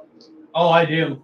We expect that 21 car to be fast. Especially on the mile and a half, because he's just the mile and a half in the short track. He's super strong at. Yeah, true. But I feel like usually the mile and a half is like the Fords tend to have like struggles on in the past. Usually there's strong points affect super speedways. So yeah, I mean, Josh Berry has fallen off of a lot of people's radars. I think he's a lot better driver than people think. oh, absolutely. I like the 21. I think it fits him, but I think he should deserve even a better the top 3 Penske car. He's a raw talent. He's a good guy. Oh. Like I don't think I've ever heard one person say, "Yeah, I hate Josh Berry." Like I've never heard that. Yeah, that'd be insane if someone actually did say that. Like I haven't heard someone say today, "Hate Daniel Suarez" either. I mean, I don't love him. He's okay. Yeah.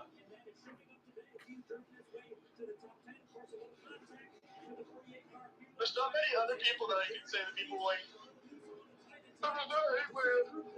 Doesn't like him.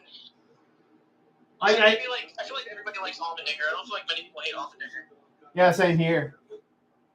I think McDowell as well. I haven't heard much people say they hate McDowell.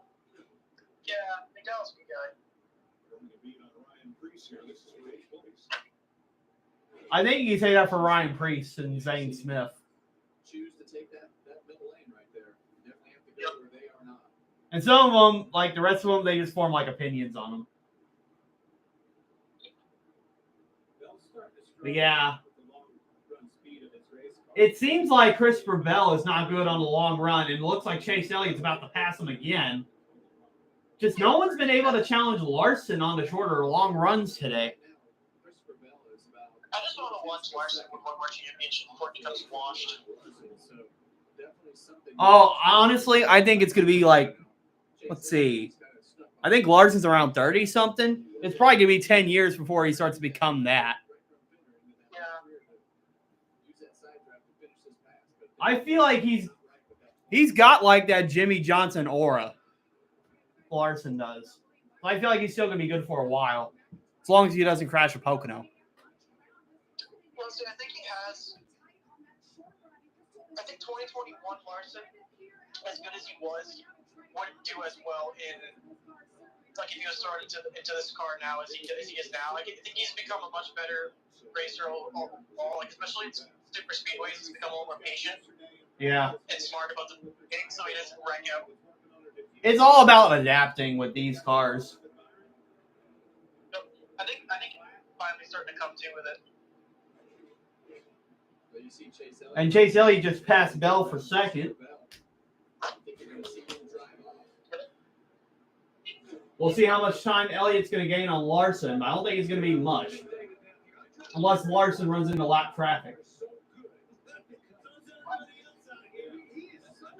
I don't know. It depends if Larson abuses his right rear. Yeah. So I want to. That's the impressive thing about Larson, too. He kind of reminds me of Tony Stewart as well. Can drive anything.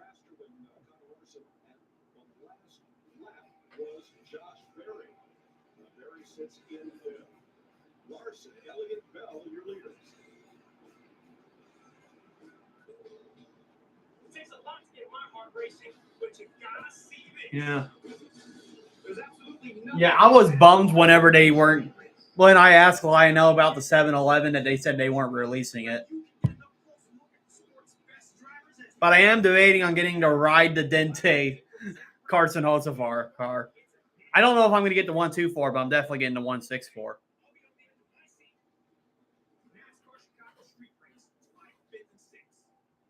Crispy chicken nuggets are back at Taco Bell, but that doesn't mean we're a chicken place, because, the bread in this tortilla chip doesn't that feel very taco place? It's not weird, you're weird. We're totally a taco I mean, I don't mind Carson Hocevar, but the only thing I don't like about him is that he gets into quite a bit of drivers. But I guess it's just that's just your racing style if you're like trying to be aggressive or whatever.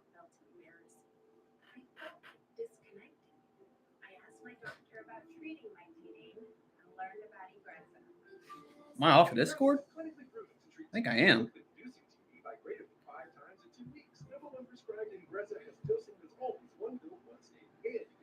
Hold on, I'm joining back.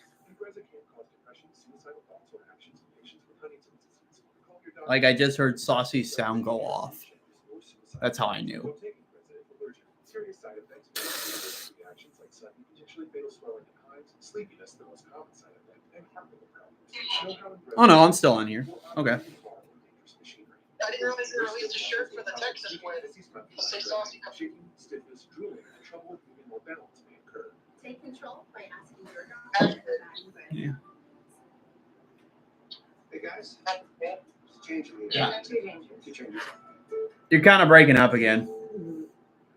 So I just said I didn't realize they just sold they were selling a shirt for the Stay Saucy race car. Ah, I see. You can fit a lot of vacation into a weekend. Let's see. See what's going on. Book your next weekend getaway.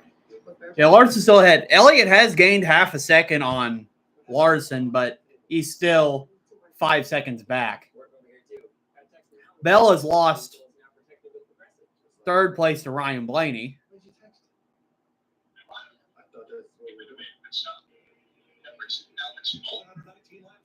Zane Smith is having a good run in eighth. I didn't expect him to have that good speed.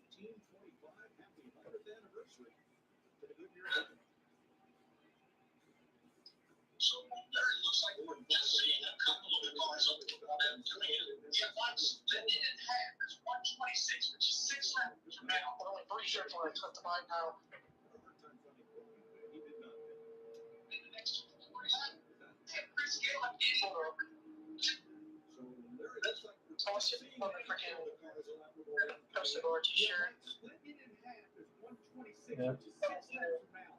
Nope. He just one has like that plainly says ride the Dente.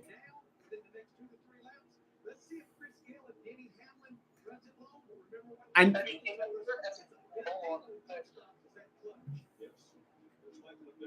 I don't know. I find ride the Dente kind of cringe, but it's also kind of funny, so I don't mind it. There's a Connor Zillage shirt that's fucking sick. It has a polo on it. Oh, it's 20. I need to buy that shit. Okay. No. Yes. Yeah, Hamlin's still struggling, by the way. Is he? It sounds like he might be having engine issues. Yeah. Rose cones.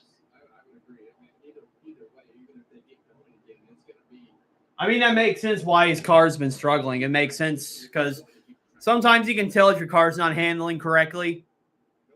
Could be because of engine issues.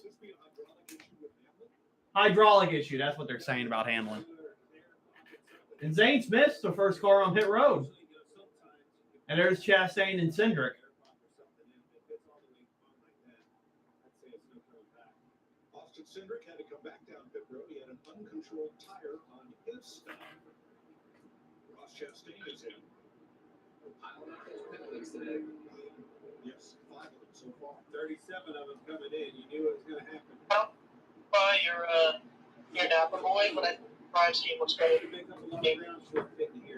Much like Larry covered with that 11 car staying out. Yeah, let's see. At the moment, Hamlin's still on the track. But it seems like Elliott is now only 2.5 seconds off of Larson. So it seems like Elliott's got a better long run car than what Larson has. It seems like Larson gets that big of a gap on the short run, and then he just coasts during like the long run. They still have yet to pit. Bell has been the first one in the top 5 to pit. Now Elliott is in.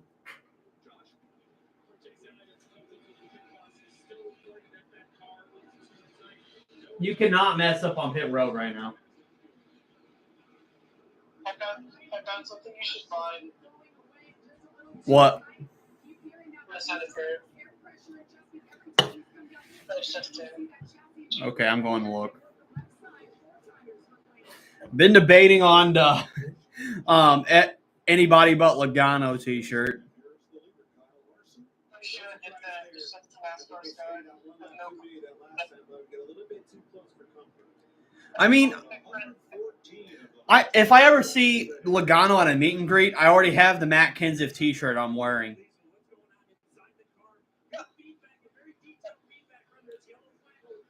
Bro, dude, Josh Jacobs is not going to the Dolphins. This guy's smoking crack. He literally said after that he likes where he's staying. Anyway, off topic. A William Byron skirt. What?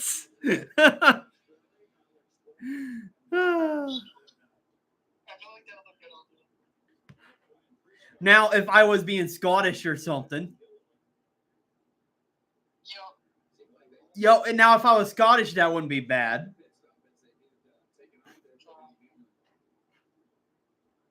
But I'm not.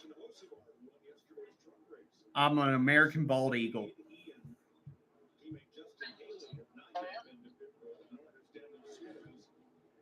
I guess I am.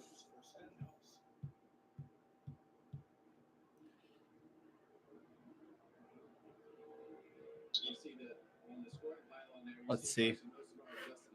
Meg Larson just pitted. Host of Larson, new leader.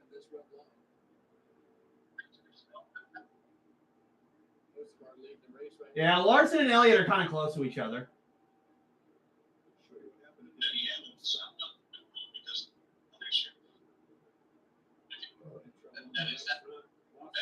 Hamlin had a bad stop. His pit crew lost his lug nut.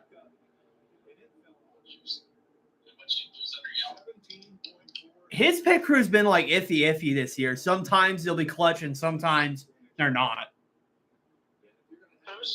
Hamlin's pit crew. Oh, yeah. They won him Darlington, but they haven't really done much since then.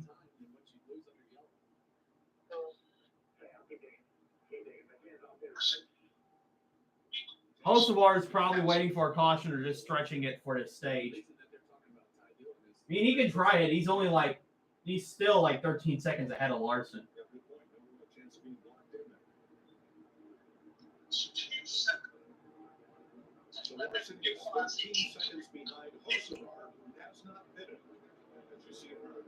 Yeah, Elliott is a lot closer than he was the last restart, so he may have a chance. I'll go insane if Elliott wins this race. I'll be really happy. Yeah, right. I'd crash out harder than Logano.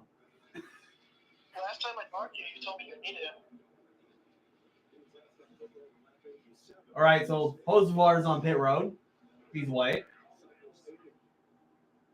And Larson will take the lead back. Do you have any recommendations for display cases for like 124? A recommendation display case. I'm gonna order like the 15 cars thing on like Lionel. It's like $150. You don't put it on your wall, but you get like a stand for it, and I'm gonna put it on there. And the reason why I'm getting that one, I have too much PTSD of getting one on the wall and it falling. Right. Well, so I have like a 3-car display from Larson, but I want it to be like One Story trilogy also improves the lung function, so That's he fun can because breathe my more grandfather gave me freely that already all have day like and the night. cases, so I have more of those. Yeah. Lionel has like a $600 tower display. But I'm probably not going to get that until next year because of how expensive it is. But it holds a lot of 124s. Yeah, I think I saw Kozlowski get one of those. Yeah, he did. I mean, I don't need that shelf right now because I don't have as much diecast yet. But when I do start getting quite a bit, that's when I'll probably need to order it. I always thought it'd be cool to get like a giant like coffee table and like custom make it, but like make the inside of it like hollow with glass and just put like die cast on the inside so you can see it all. That's not a bad idea, honestly. Yeah.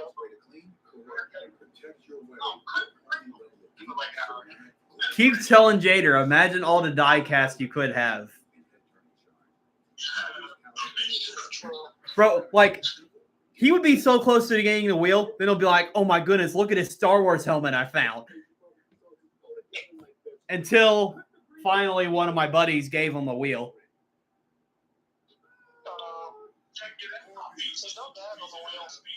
Yeah, he's not. Actually, I think he may be like the dark horse of our league coming up. See what I figured out that I think always scrubbed the speed off for me because I was watching a Dale Jr. podcast and I know what to do and I started changing it in the game and I was like, not wrong. I always turn the wheel too much sometimes in the corner and it just scrubs all my speed off. Huh. I've noticed if you keep the wheel as straight as possible, it kind of you can in the corner it does give you more speed. Yeah.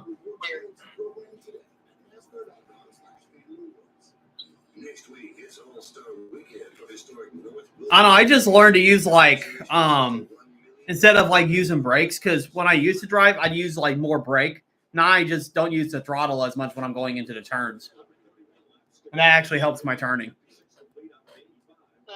And I still carry speed going through the corners. Your favorite throwback's on sale. Do what? Your favorite throwback shirt from this year is on sale. Oh, are you talking about the Chase Elliott one? Uh-huh. Wow. Yeah, that one's a banger. No, I'd be listening to Thick of It while listening to the Talk to a podcast while eating. What's the name of that? I can't believe I've already forgot the name of that. Lunchly. While eating Lunchly while wearing my Chase Elliott throwback shirt.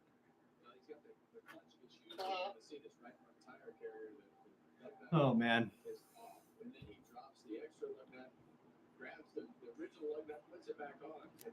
I believe I'm still streaming. Let's see. I haven't had streaming issues yet. Okay, good. Good, we're still on.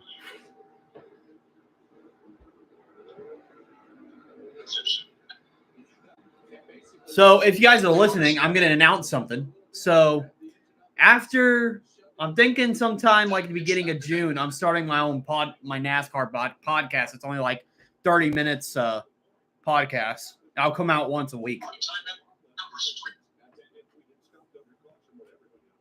And I'll feature some guests. Guests still to be determined.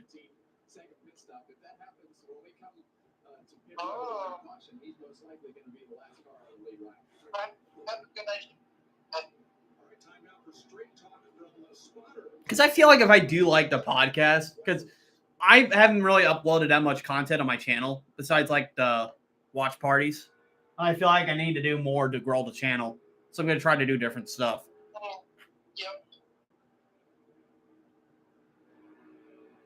But also I've been busy with like college and stuff and other priorities. So that's why I haven't really been on as much.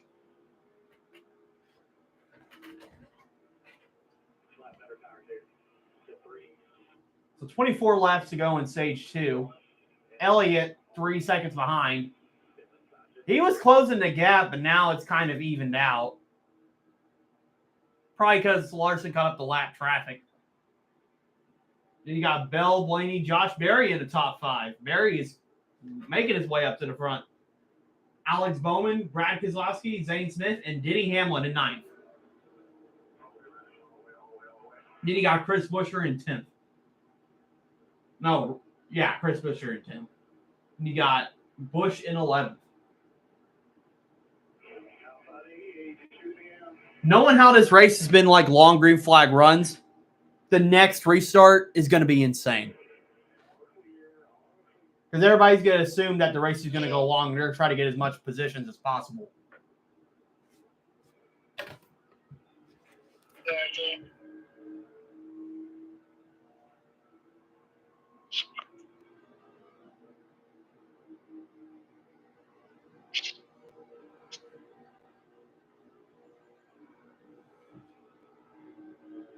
By the way, happy Mother's Day to all the mothers that are not watching my watch party and celebrating Mother's Day. So, happy Mother's Day, everybody.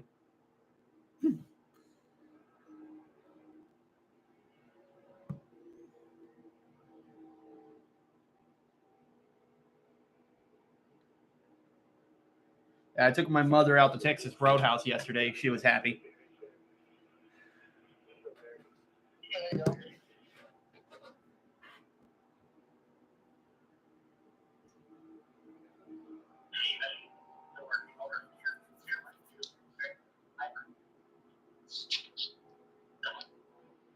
Yeah, the gaps just stayed the same. But Larson hasn't really caught up to any lap traffic yet.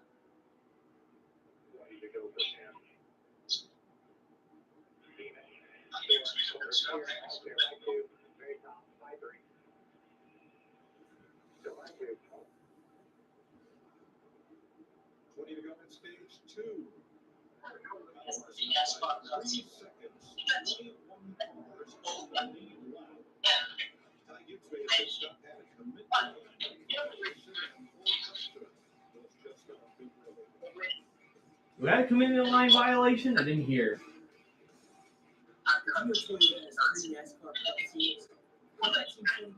Okay, 19 laps to go in stage 2. I'm going to be honest. It's only been like the restarts have been interesting. Pretty much everybody's just been spread out after that.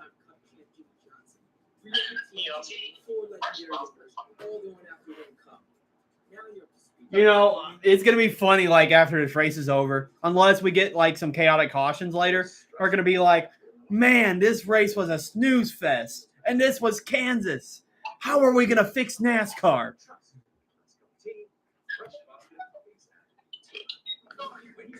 the racing's only good when nobody has the advantage of clean air. As soon as one car gets the clean air, the other cars are cooked. Yeah, true that.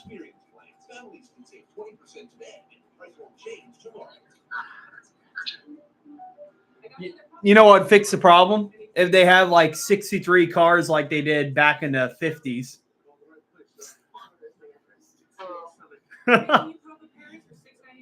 Yeah, I'll never forget watching like a clip of like, I think it was like the first or second Daytona 500. It was one of the qualifying races. They had like 37 cars in one accident.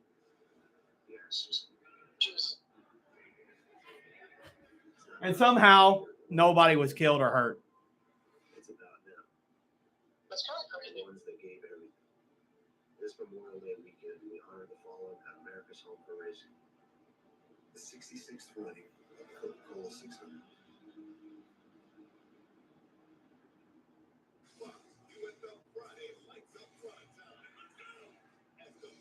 And honestly, this is going to be a hot take, but I think the cars were still built safe back then. But the only thing was the roofs weren't safe, and they didn't have like the safety stuff on like the inside of the cars, like the Hans and the roll bars and stuff. And of course, safer barriers. They didn't have that, but the cars were still like overall safe, I think.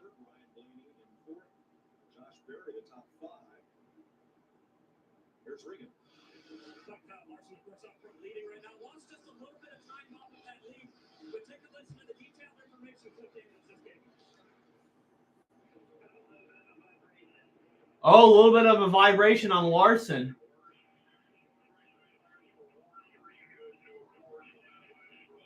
That's why he's losing a little bit of time to Elliott.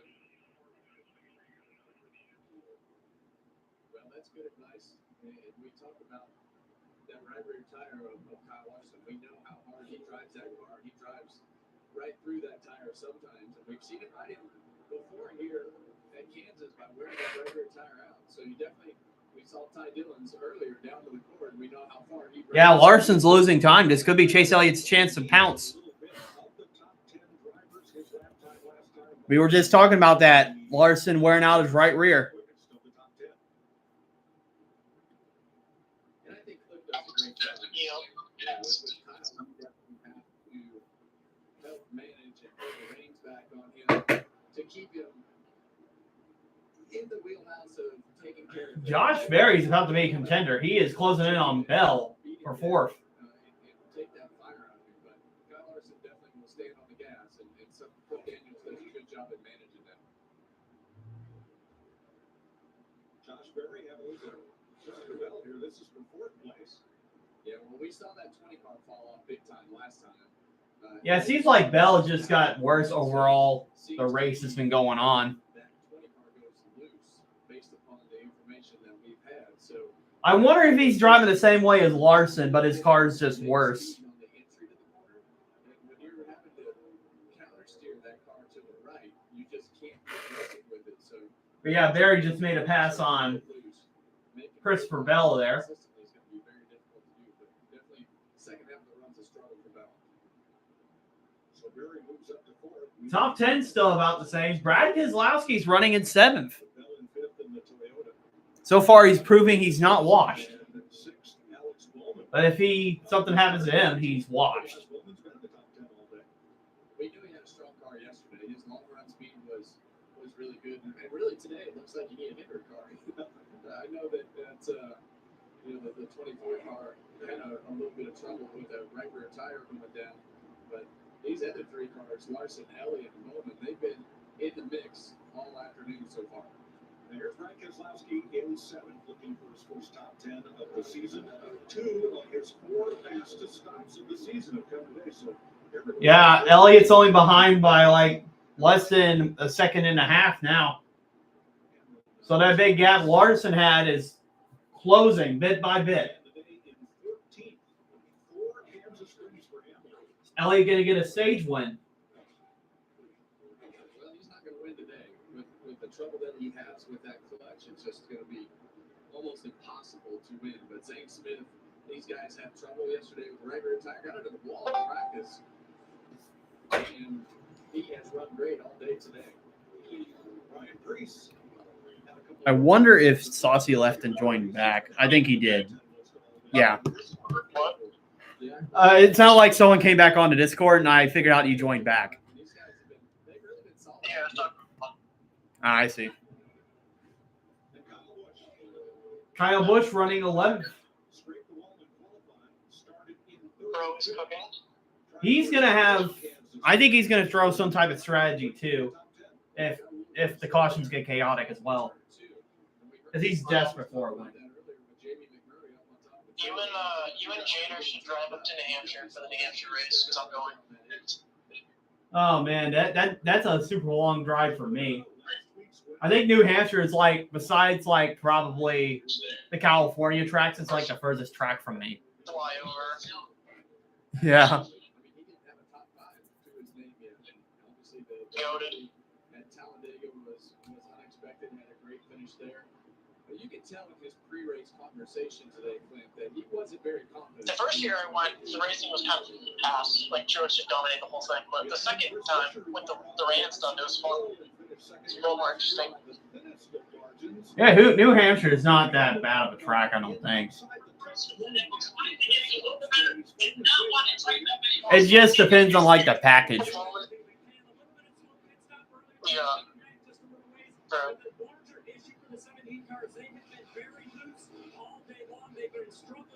Oh. The latest report from Chris was that it was finally getting a little bit better. Did not want it tightened up anymore. So let's see if he can make some gains for Josh.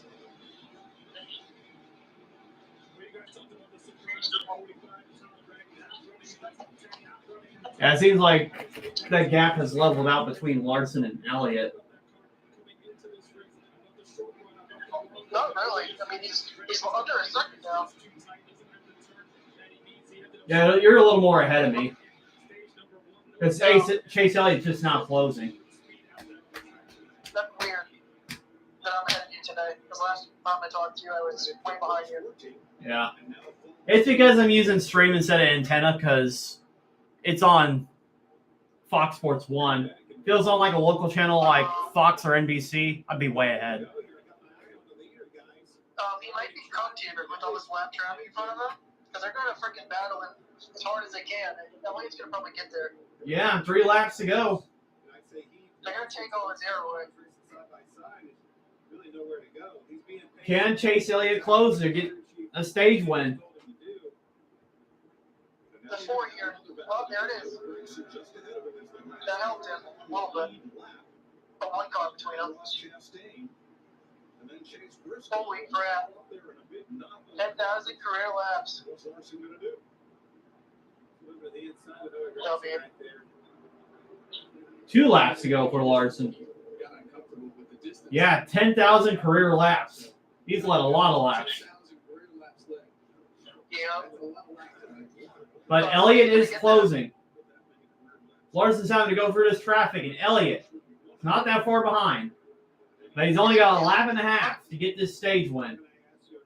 Larson's car has lost grip or something. Yeah.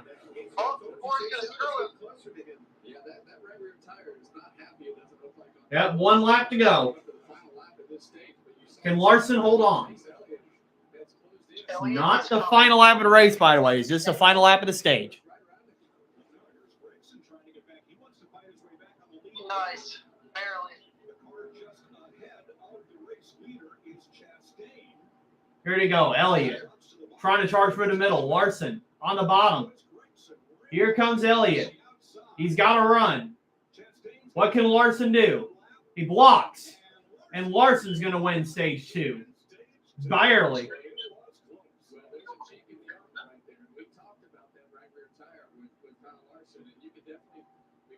But it's showing it's going to be a longer stage towards the finish. As long as Elliott's doing what he's doing, he's good. He just needs more laps.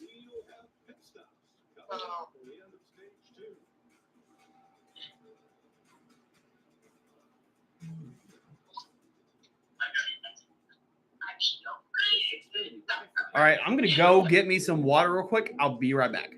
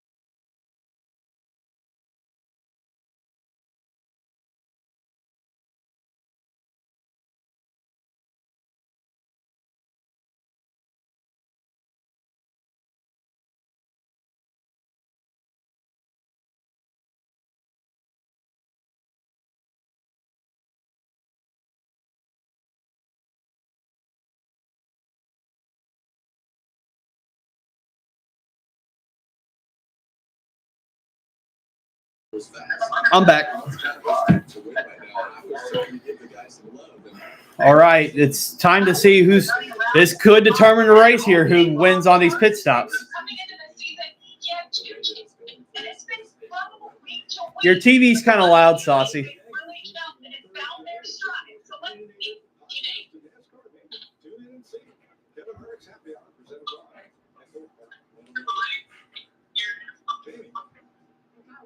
Running around the top 10 all day long. As far as this pit crew coming into the season, he had 2 changes, and it's been a struggle week to week.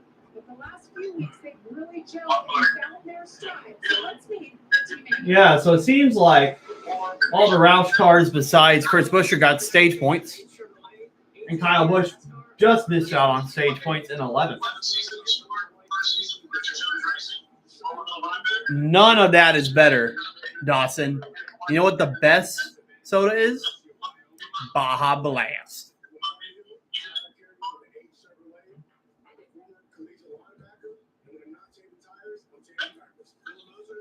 Nah, I like tons of Mountain Dew drinks.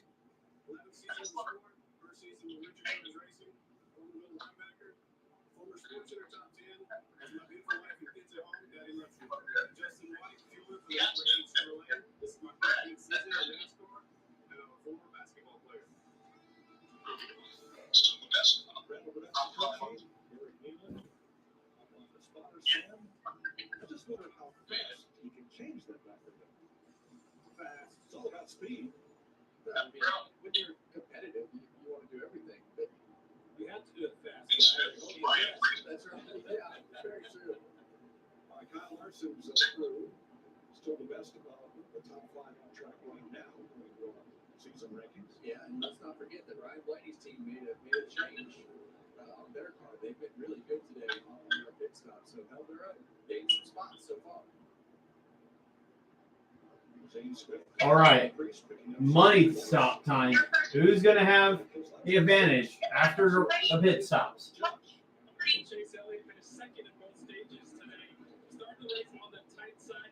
Come on, get a good stop. Come on.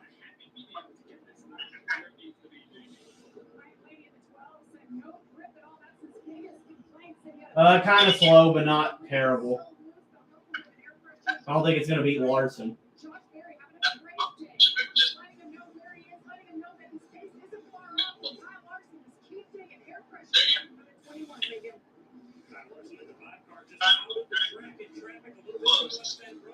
Oh! It's close. Elliott beat Larson off pit road. Let's go. Let's go. Barely beat him off pit road.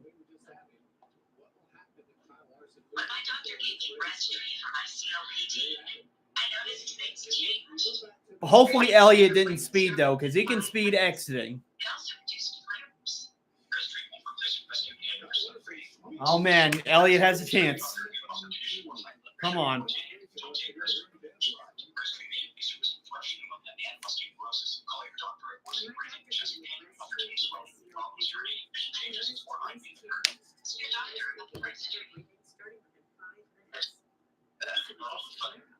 Breastfeed won't replace a wrestle bladder for sudden breathing problems. It is not asthma. Tell your doctor if you have a heart condition or high blood pressure before taking it. Don't take Breastfeed more than prescribed. Breastfeed may increase your risk of thrush, pneumonia, and This may be Chase Elliott's race. I'm going to be honest, Dawson. I do not like either KFC or McDonald's. I'm not a big fast food guy. it's stressful. A lot of phone companies are making offers about great deals, but how do you know you're not paying more? We all need things that comfort us, that we trust. Tea. But if I did eat fast food, probably Wendy's. Wendy's is low-key underrated. T-Mobile's new experience plan. Families can save 20% today. Price won't change for long. The new crispy strip is here. Dip approved by ketchup, tiny butter, mustard, honey mustard, Sprite, McFlurry, Big Mac sauce, double dipped in buffalo and ranch, war ranch, and creamy chili and crispy strip dip. Now at McDonald's. This is my secret service. It's usually not good if he's walking through the door. Oh boy. Gordon Ramsay's Secret Service premieres Wednesday, May 21st on Fox. I started this brand because I started getting told no. You know my dreams. So I didn't have any design experience. I didn't have any business. These saucy sent some stuff. So I really had to Send this to a Caucasian. Running a business is really What's this challenging, one? but I love it. It's just so wild that I actually honeydew started a business. Working for super surrounding. God. I'm actually not a Kanye fan, believe it or not. Hey, it's Ellen, and this is Sarah Beth. And a little thing we love about the Chick-fil-A Smokehouse Barbecue Bacon Sandwich is that zesty barbecue sauce. I love that it was a little sweet, a little tangy, and with the mac and cheese, I feel like I tasted the brown sugar bacon first. It was the absolute best combination. Pro tip, 3 sandwiches are always better than 1. Real guests, paid for testimonials. Live with Jamie McMurray, Chris Myers, just above victory lane. One stage to go here in Kansas at the AdventHealth 400. And so far, the stage stealer, Kyle Larson, dominating. He's led all but 15 laps through winning at both stages, surpassing 10,000 career laps led. He's also won twice this year and twice in Kansas. However, we're pointing out he led the most laps last week and didn't win in Texas. Let's see if he can hang on. A quick recap of the race so far. We had a surge of early cautions. A.J. Allmendinger, second straight DNF. Blue engine here in the 16 car. All right. And then it was a couple of cars running second. I don't think. With a tire blowing out and trying to enter pit road, the Daytona 500 winner. He was second at the time. No, Waffle House is not a bad place to go to after winning a race, honestly.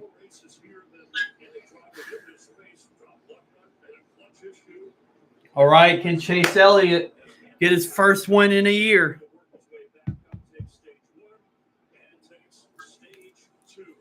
Did a great job in beating Larson off pit road.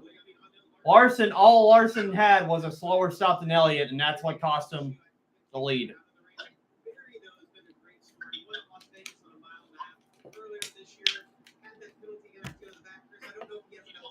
Oh, Josh Berry's got a penalty.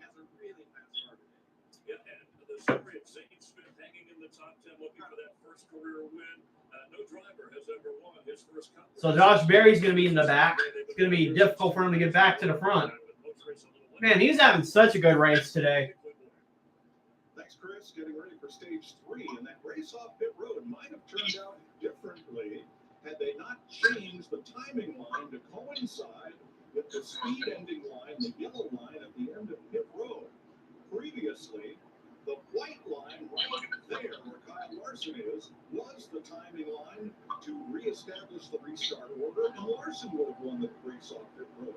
But now NASCAR standardizing at most tracks right there. That is the speed line, and now it is also the timing line for the race off pit road. Yeah, and I think it makes it a little more fair as you look at those timing lines and spreading those things out. So we get, definitely changed the lineup right here. Well, Kyle Larson, the best restarter among those who will restart in the top 5 here. 3 drivers took the wave around. Ty Dillon, Michael McDowell, and Cole Custer to each get a lap back and move up into the 1 lap down or 2 lap down in the case of Dillon area. Denny Hamlin, Anytime you told me that. Pit stops. Right here, you gotta take care of it. You gotta make sure that you take All right, one of Chase Elliott's best tracks. Can he beat Kyle Larson on this restart?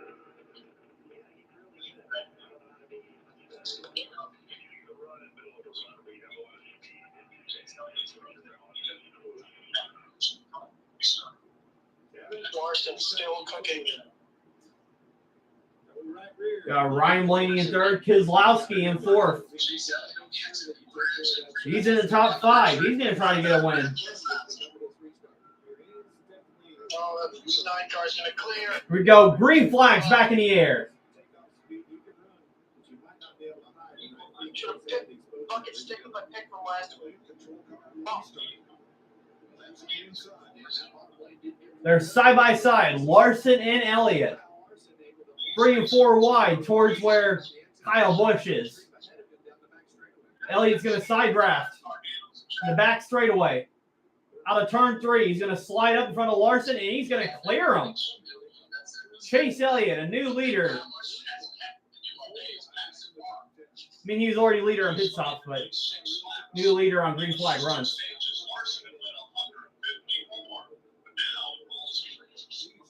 But now, can he get away from Larson? What will Larson's car do once he doesn't have clean air?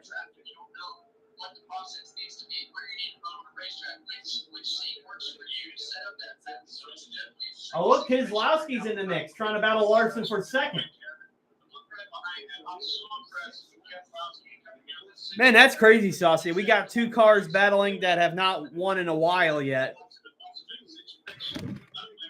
Oh, I bumped my desk. Whoops.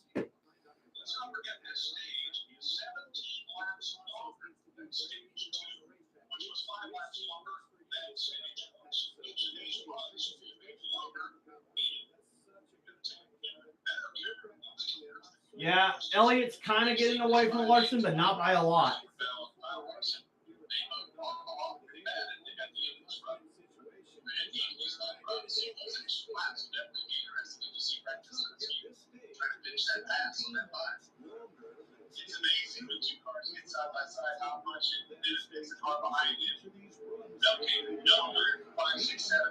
And Keselowski's going to the inside. We've seen this 5 and 20 car, Christopher Bell and at the end of these long runs. So those extra laps. Oh, here comes Christopher Bell.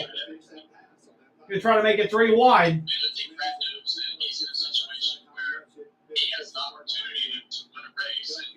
But Keselowski's still going to be side by side with Larson. Bell's going for the move on the bottom. And this is helping Chase Elliott get away.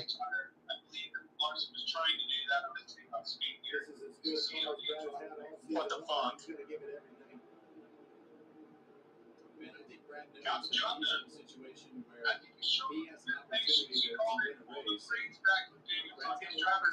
Yeah. Larson, Brad still side by side. Trying to side draft Larson as much as he can. But the question is, after Keselowski passes Larson right here, will he have the speed to chase down Chase Elliott? No pun intended.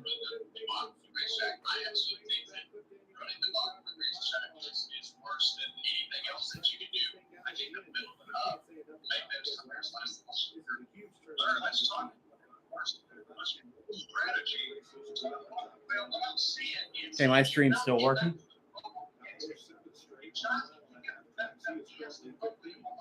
Yeah, so Keselowski cleared Larson there. Is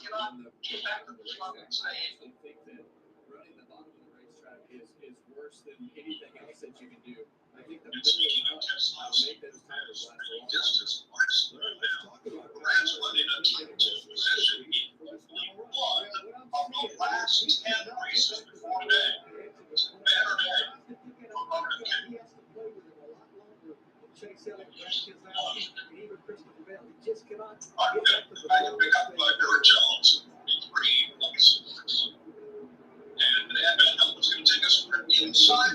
Look at your top 10 as we run. We got Chase Elliott, Brad Keselowski, Kyle Larson, Christopher Bell, Alex Bowman, Ryan Blaney, Joey Logano, Denny Hamlin, Ryan Preece, and Zane Smith. Your top 10.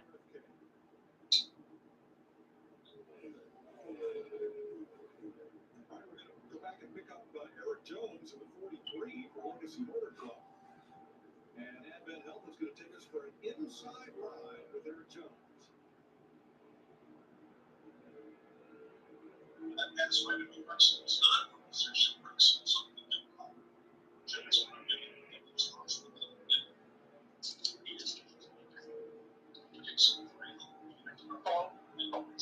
I'm here.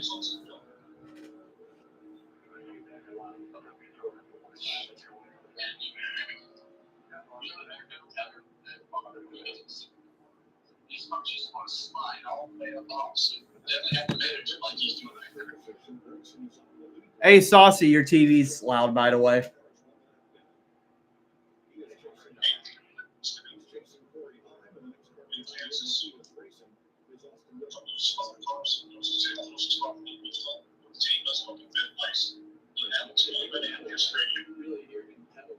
Keselowski's kind of closed the gap to about 0.3. Still not that much. Come on. I want to see Chase Elliott win this race. Come on.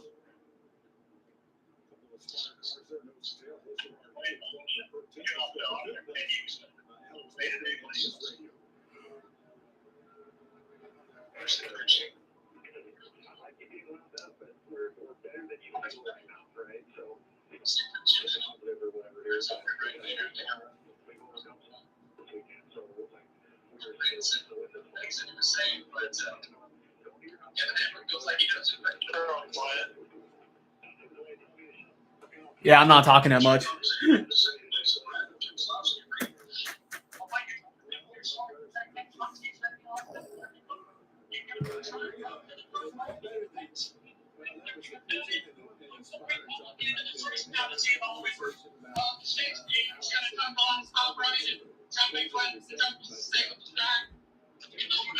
Okay, that gap is kind of plateaued between Elliott and Keselowski. It's not really going anywhere.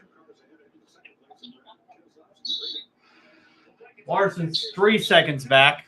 It seems like once he got behind another car, he has not made that time up.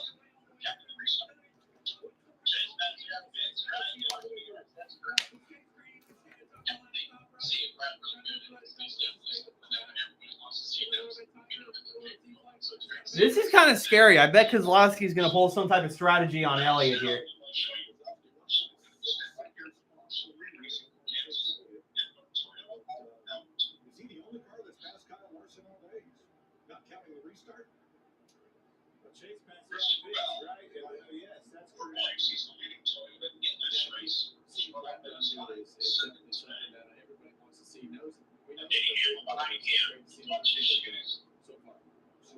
But they made the most of it. You know, he lost a couple of spots because of that drop. On that last pit stop, which could have been disastrous if they had to push him to get going. The water there. Yeah. That car is extremely fast, really fast. And it never seems like those problems on that stage. Just, he has been on point all day today. They made the most of it. They lost a couple of spots because of that dropped center lock done on the right front wheel. But that last pit stop, which could have been disastrous if they had to push him to go right there. Yep. That car is extremely fast, really fast. And it never seems like those problems happen on a day when the car's just slow. And Denny Hamlin, I mean, he has been on point all day today, and unfortunately just has that clutch problem.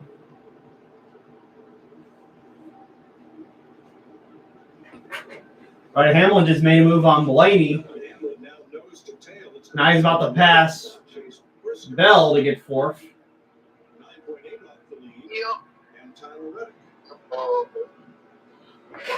He's had a really quiet day today. You were just talking about his being washed. He's coming. That's what I mean. This is the race he's going to prove he's not washed. If he crashes or something happens, he's washed. What if Elliott crashes? Is he washed? Elliott's still got some age in him. Keselowski's old. It's crazy I'm calling Keselowski old when a long time ago he was young and winning races and a championship.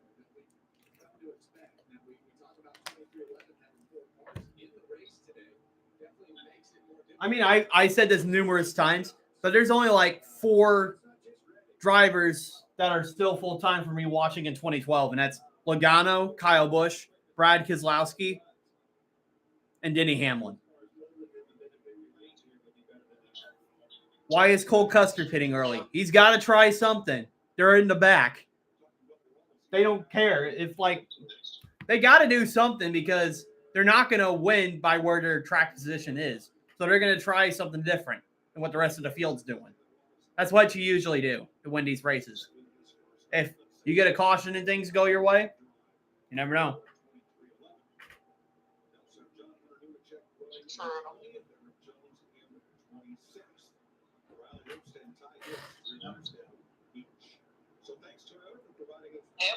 Thanks for spoiling that, Dawson. There's a caution eventually. No fucking way. He's washed. 74 laps to go. What happened? No, don't tell me. I gotta see for myself. Please don't be Elliott. No fucking way. Big time game. There's another team. Oh, they jinxed him! They jinxed him! They jinxed him!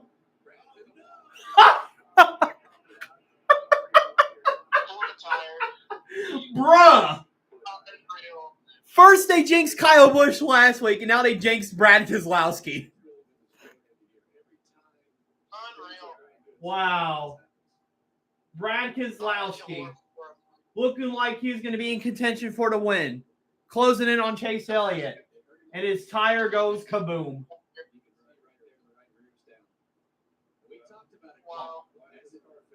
Honestly, that's not even Keselowski's fault. That was his tire.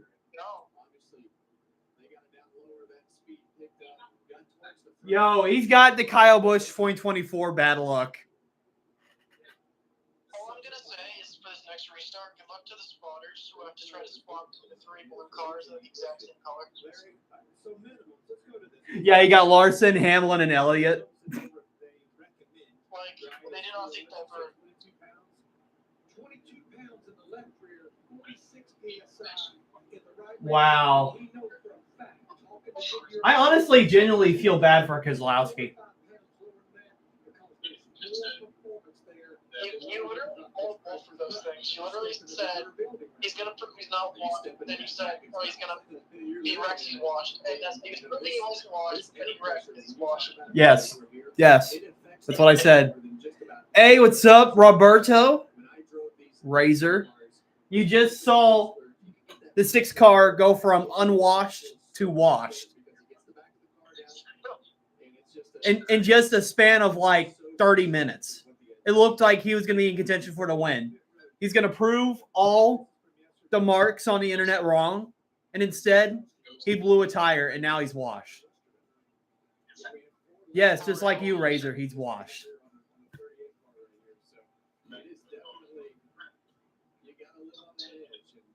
And he's being towed to the garage. He's not even going to try to go to the pit stop. Wow. That changes everything. That changes the whole atmosphere of this race. Yeah, I'd say he was enough to have the best car. Once that record hooks you up, they have to tow the car to the garage. Can't come back to pit road. Brad will not get a top 5 or top 10. And that's because I guarantee you there's going to be some people that don't pit right here. They wait. That's insane that it happened to Brad, though. 2 days in a row, 2 tire issues. Yeah. And the funny thing was the Fox commentators were just talking about him right before he wrecked, too. They're like, look at his lap time. Oh, he's in the wall. Look at these freaking blue cars in front. It's so funny. Yeah. It's just a row of blue. All we need is Chris Buescher and Carson Hocevar to get up there. I know. And Ross Chastain. Yeah.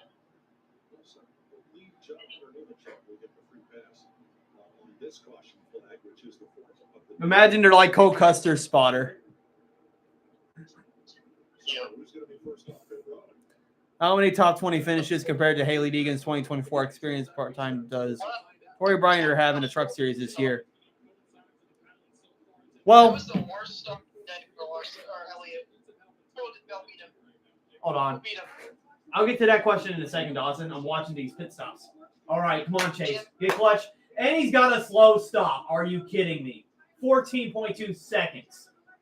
Of course, his pit crew craps the bed. Wow. Oh, Denny Hamlin stalled.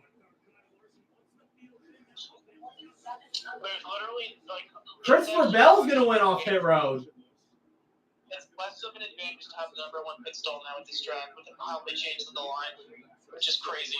I can't believe it. Of course, Chase Elliott pit crews got to screw him every single week. Fire the entire pit crew, please.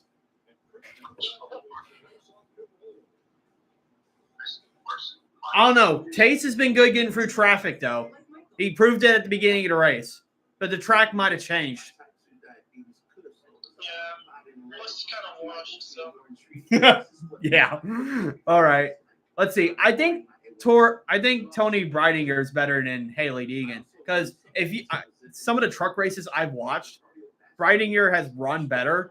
And remember, Breidinger is in lower equipment than what Haley Deegan was.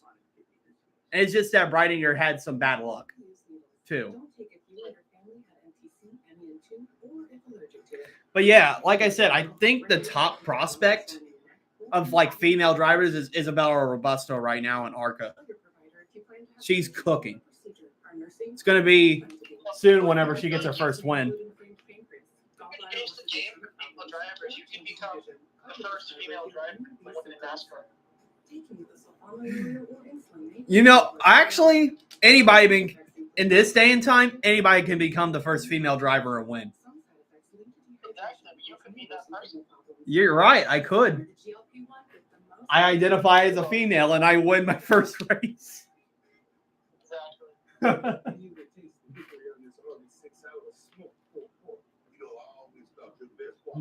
Oh, boy.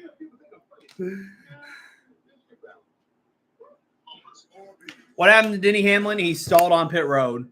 That's what happened. Everybody, like, it's like all of a sudden, besides Larson and Bell, everybody just choked on pit road. Who's the first podcast guest going to be? I haven't determined that yet. I think you should squash the beef and have a debate with your boy. I don't know if he'll agree. He probably would. No, imagine it's like Stephen A. Smith and Skip Bayless. Yep. I don't know. Well, if I start to get more ratings, it's a possibility, but I'm going to try to have it like more professional to start out. I got you. Are you going to do it like before the race or are you going to do it after the race? Probably like in the middle of the week, kind of like the Happy Harvick podcast. Okay. And I figure I don't really need a pre-race show or a post-race show because I do my live streams. I may do a post-race show, but I'm not doing any pre-races or stuff like that. Oh, they didn't get the left or right. Sorry, the right rear left nut in for Elliott. That's what screwed him. 14.7-second pit stop. Yeah. While changing the right rear, oh God, Daddy's cooked. Dropped too soon before the Well, I'll be honest. At least they discovered that the lug nut wasn't on instead of just sending him out here and he lost his wheel. Yeah, bro. He's still like not that far back. He can still recover. Yeah. They're probably getting close on fuel at the pit again anyway. So. And with how they're racing, there's probably going to be some accidents too. Yeah. Oh, Hamlin's being pushed in the garage. Logano's going to be starting in row 2. So Oh, God. Not Logano. Everyone. Yo, like, Kansas fans are going to riot if Logano wins 2 in a row. Oh, he's jumping. I knew that prick was going to jump out and make it 3 wide, you asshole. He completely screwed Bell, the douchebag. And there's a wreck. And Logano probably got the lead before. Lovely. You're ahead of me, so I'm going to have to see how this is going to play out. Bullshit. All right. Larson and Bell, side by side. Logano making it 3 wide, of course. Banana Man making it slippery bananas on the track. Side by side with Larson. And they got a crash. Suarez, Ty Dillon, talentless Cody Ware, and the caution's out. There's no way that Logano was in the lead before that caution came out. Yeah, see, they just fixed it. Asshole. Man. Please tell me he has it. Oh, it's a wreck. I think he has it before he passes it. I think, I don't know. Of course, they're going to be like, we got to go to the last scoring group. Yeah. You might, the 22 might have it. Fucking bullshit. And then somehow he's got that elite tank. So if the cautions stretch out, he's probably going to win. Oh, they gave it to Larson? Good. There's still life. You can see when those cars got sideways, those leaders were door to door. Kyle Larson. Let me see how Elliott did on that restart. Larson and people by inches in Kansas challenge. Every race. Well, hey, Chase Elliott is up in 9th. He's back in the top 10. Yeah, he got the cautions like this, so he's fine. Now let's go back to the last scoring loop that they crossed before the caution flag. And there was the difference. Game of inches. Larson to Joey Logano for the lead. All right. I doubt if anybody's going to pit right now because they just pitted.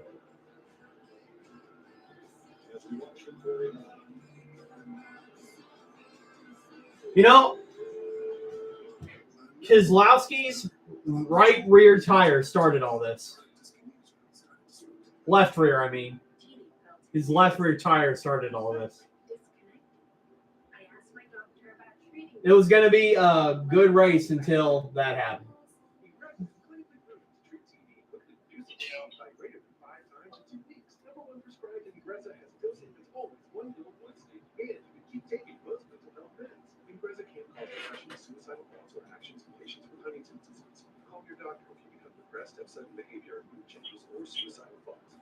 A diecast are getting dusty. Sleepiness, the most common side effect, and heart rhythm problems. Know how Ingrezza affects you before operating the clog or dangerous machinery. Report fever, stiff muscles, or problems thinking, as these might be life-threatening. Shaking, stiffness, drooling. Yep, this race is already turning out to what Texas was. And hopefully it's not like Logano doesn't win. Pizza is a game changer. With 28 cheese-filled bites around the crust, every single bite is a highlight. The Cheesy Bites Pizza, starting at $12.99. Get it on the Pizza Hut app. This baby hits 88 miles per hour. You're gonna see some serious.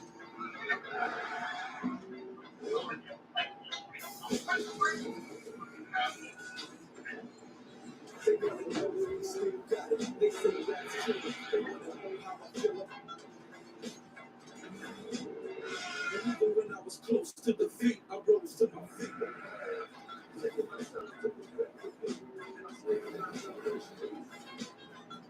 Arby's new hickory smoked barbecue and our sweet and spicy Asian barbecue sauces go together like best friends. I'm taking my phone on and off the charger so it stays alive. It's at 20% right now. I would have like my Discord on my computer, but for some reason it doesn't want to work. I have to use it on my phone.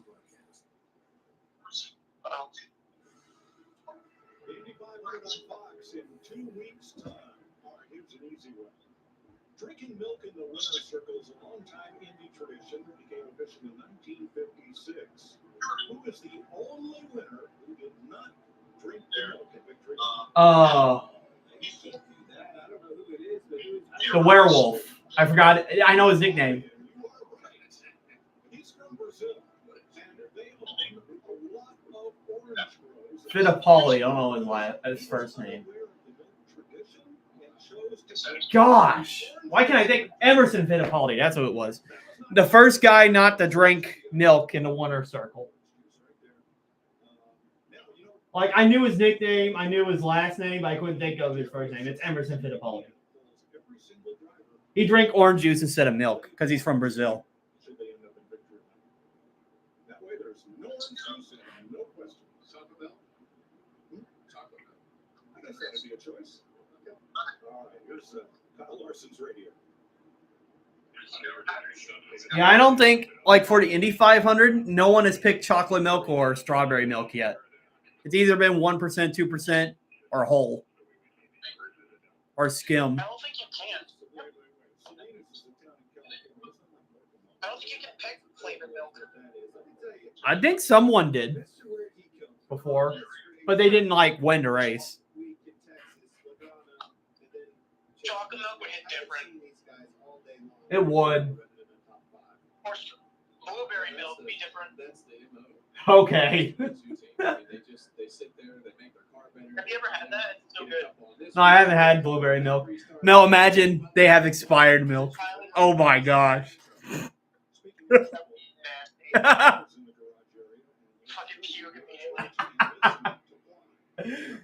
Yo, like someone sabotages the milk.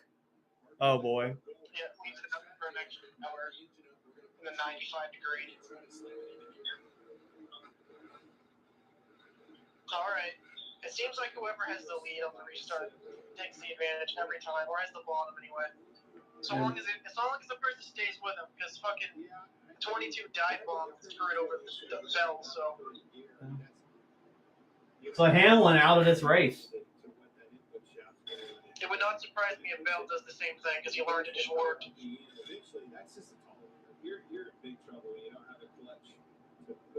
Elliott's in 10th instead of 9th. I guess the scoring order was different. Oh, good. He's got fucking his teammate behind him too. He's gonna walk bumpers with him until one millisecond before the line.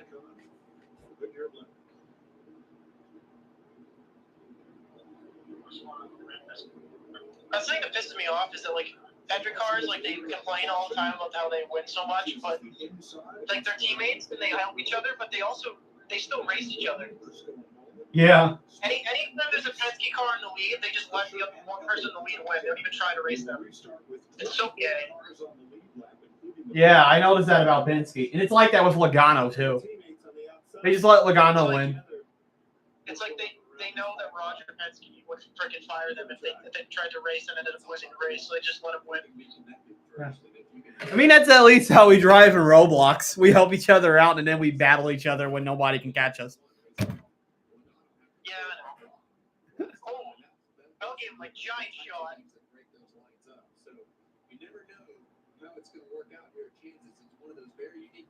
The spoilers are driving me insane.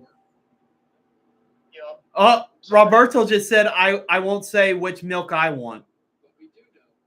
Oh, God.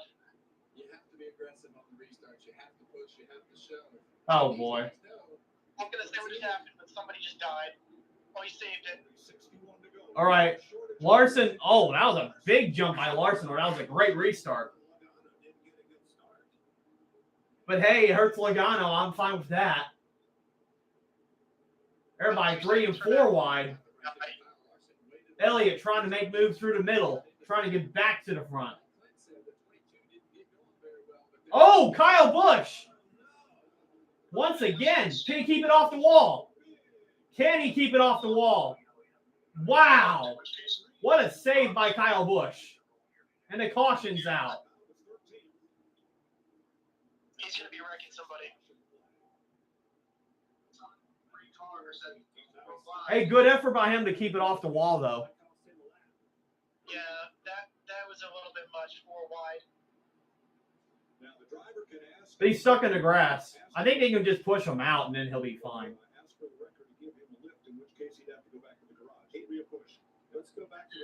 Gotta give him a push.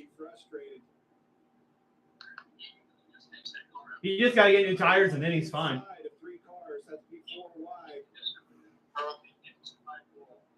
Let's say, yeah, he's 4 wide between Gregson.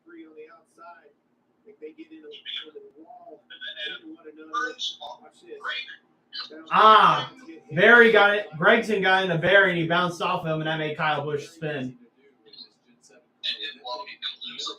Great job for Kyle Busch not to hit the wall.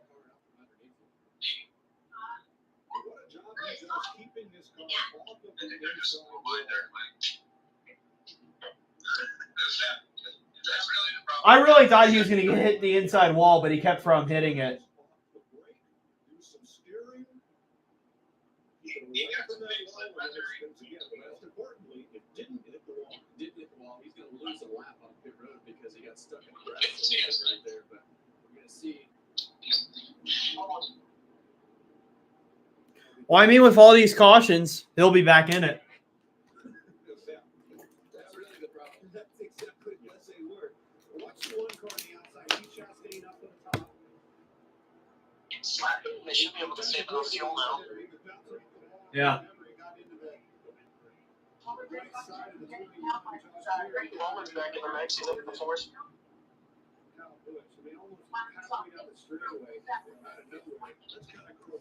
Perry was getting squeezed.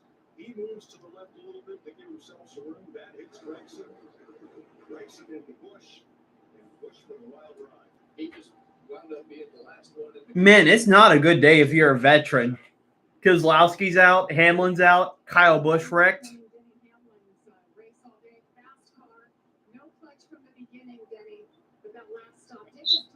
Not a good day to be washed. Yeah, it's just, I think eventually broke the transaxle trying to take the stall there. So unfortunate for the Progressive Toyota team. Just really fast again. Just can't keep. See, Kyle Busch unhappy with Gen 7 car. What does he have to say? Thanks, Jamie. Tough day for Denny Hamlin with no clutch. Shane Van Gisbergen with the 3 points.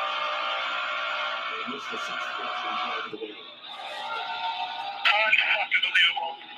These cars suck so bad. Thank you, NASCAR. Or I guess they do. Chief Brett here.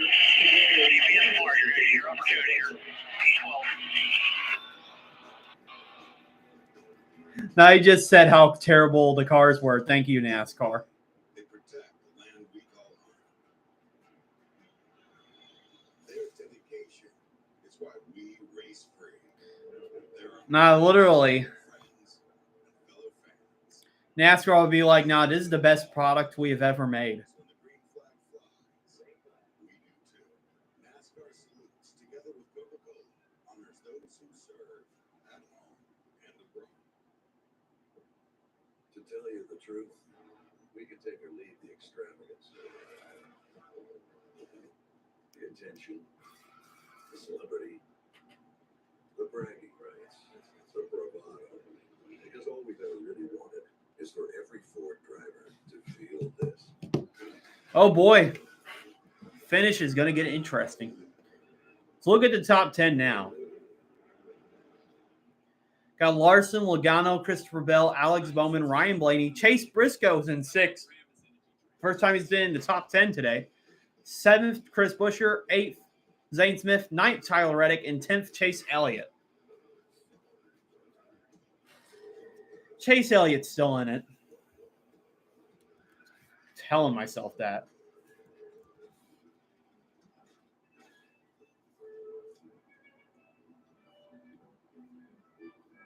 That must be so good. Like after racing that long, the whole thing of milk. It doesn't come from Yeah. but from the southern region of this Holstein dairy cow. Rich, smooth, and best paired with victory. Welcome to Truck Country. Welcome to the NASCAR Craftsman Truck Series. 57 laps to go. Let's check in with Josh. Well, Brad Keselowski was having such a strong run out there. First of all, because you feel the tire going down, and how do you process this tough end to it? What was a good day for you?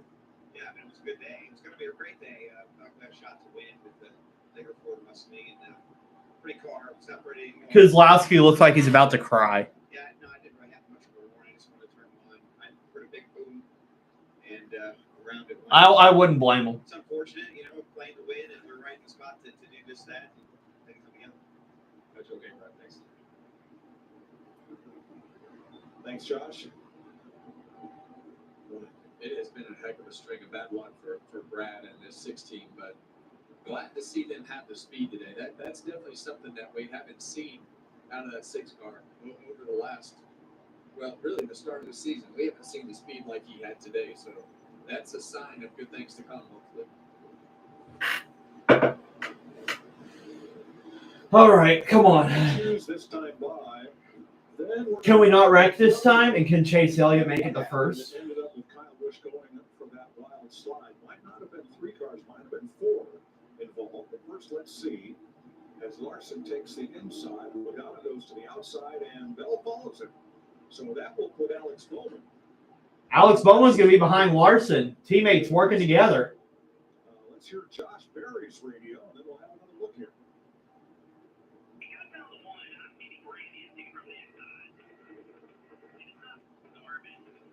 Josh Berry's not happy with Ross Chastain.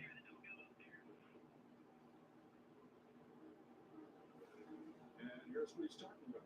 Yeah, and it looks like the 21 and the 1. You know, the 21 is in a spot where he's got 2 cars below him, gets kind of shoved up into the 1 car, and then it looks like the 1 might have swerved it in there a little bit, and that's what started that chain reaction there. Yeah, it seemed like Chastain did not give Berry much room, and that's what caused the accident.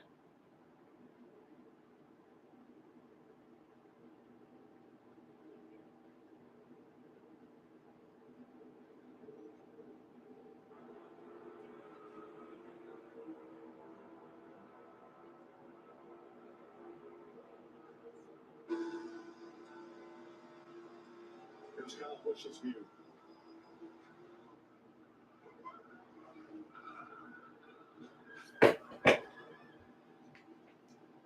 Okay, here we go. Larson, Logano, side by side. 4-car incident. Goes under the 6 caution flag of the day. Green flag waves. Green flag's back in the air. Oh, Larson did not have a good start. Logano. Oh, but Bell's going to make it 3 wide at the top. That's going to ruin Logano's momentum. Bell's going to clear. Oh, we got 2 cars into the wall. Justin Haley, and I think the other one's Eric Jones. Bubba Wallace has got some bad damage, too.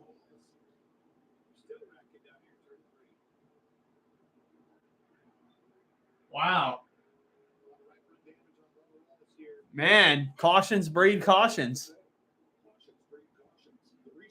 Yeah, Mike Joyce just said that, too.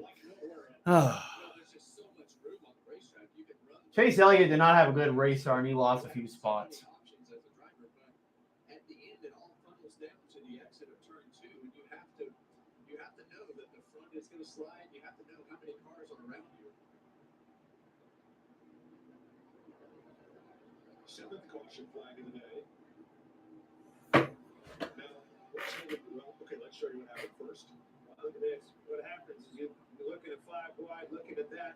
Even check on the bottom. Hein kind of moves up the racetrack into Haley. Gets loose there, gets in his left rear. Haley up into Eric Jones. And they're stacking up behind. Austin Dillon and William Byron were also involved in that. Wallace finishes his wreck down here in turn 3. Yeah, we're really lucky to not more cars. Look at that. Yeah. There's so many lanes on this. Every lane is usable. Now, that's built RCR cars within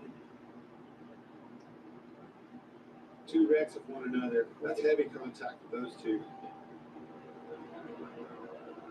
Eric Jones' view.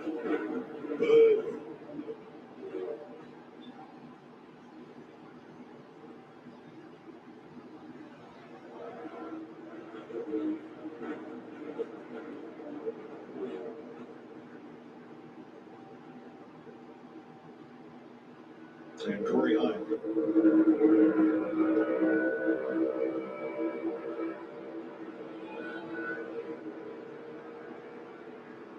Oh, that looked like that was Corey Heim that got into Justin Haley there. Yeah, 23 smoked well pretty good. Looked like it caused that accident.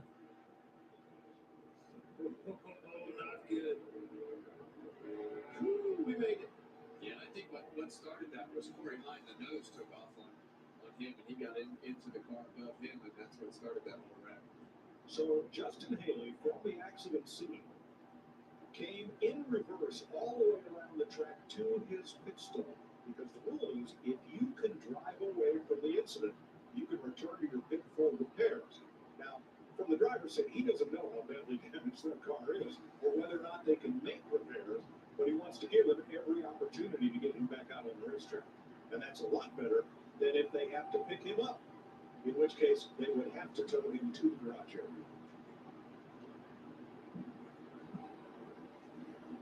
We got Justin Haley doing a tow mater Larry Mack, what are all these to pit caution road. flags doing for our fuel strategy? Well, when we had our fourth caution, it was about 30 minutes ago, there was a lot of concern about fuel. We have only realistically barely run 3 green flag laps.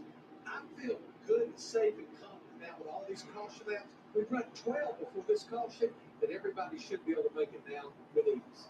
But that doesn't account for an overtime. Okay. Yeah, this is like deja vu from last weekend, Kevin. We're down here in Texas. Everybody's minding their P's and Q's, kind of single file, spread out all around the racetrack. One caution, all hell breaks loose. And it's because these guys know that they have to be aggressive on those starts, but not a lot of give right now. You saw Corey Himes. Yeah, there's still 52 laps to go. It's not like we only got like 10 or something.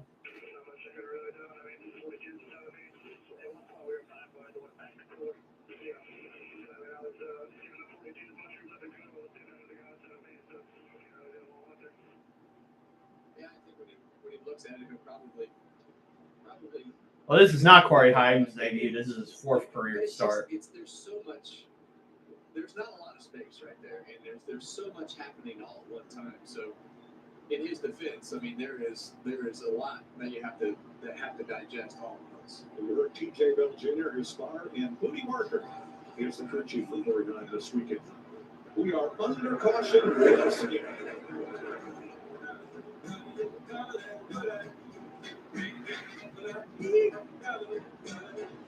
At NAPA, we're the pros that know how to make your business our business. Pros everywhere you need us, with every part you need, from brake pads to stock. Can Napa actually have a good pit crew? I don't think so. For your fleet in Orange County, Florida. It's why we built a nationwide network of parts and exceptional service, all driven by one mission: to keep businesses big, small, and everything in between moving full speed ahead. Dang, Chase Elliott's in 16th.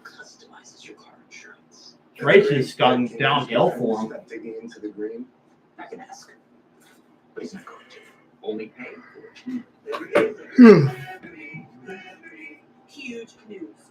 They are on lap 217. So they got, I think, 50 laps to go. Son of Baconator is $3. Thank you for bacon that just won't quit. Gotta be wins.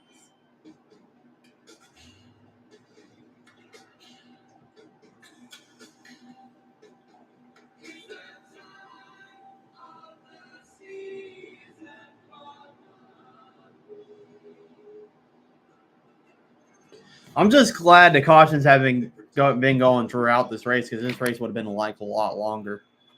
Their dedication is why we race free. They're our neighbors, friends, fellow fans. They put it all. I'll be right back.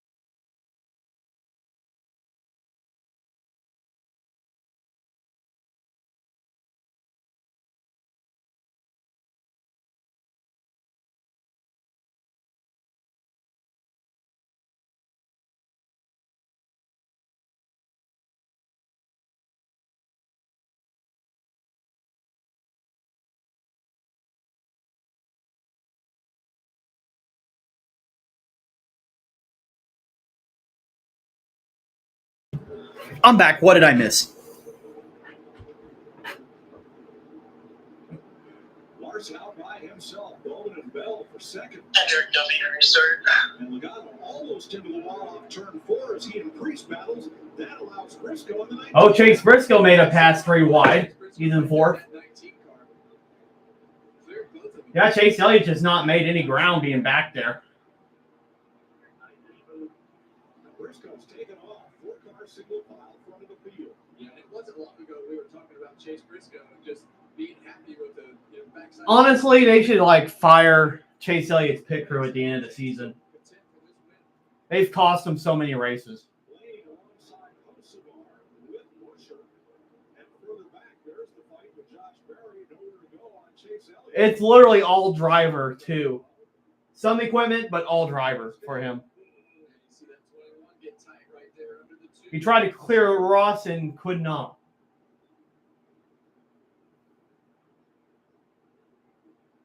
This is the part that's interesting, knowing that right rear tire on the 5-car is what wears out, Clint. You see it. And Larson's back in the lead. And now Blaney's battling Logano for 6th. Oh, Blaney got loose there, but he's still going to clear Logano. Blaney makes the pass. They almost traded paint at the start-finish line. Logano comes right back after him. Logano side drafting, though.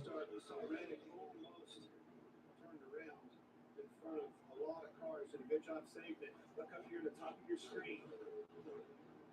Oh, they checked up in front of it. Oh, that's why Chase Elliott had to check up because of Tyler Reddick almost crashing.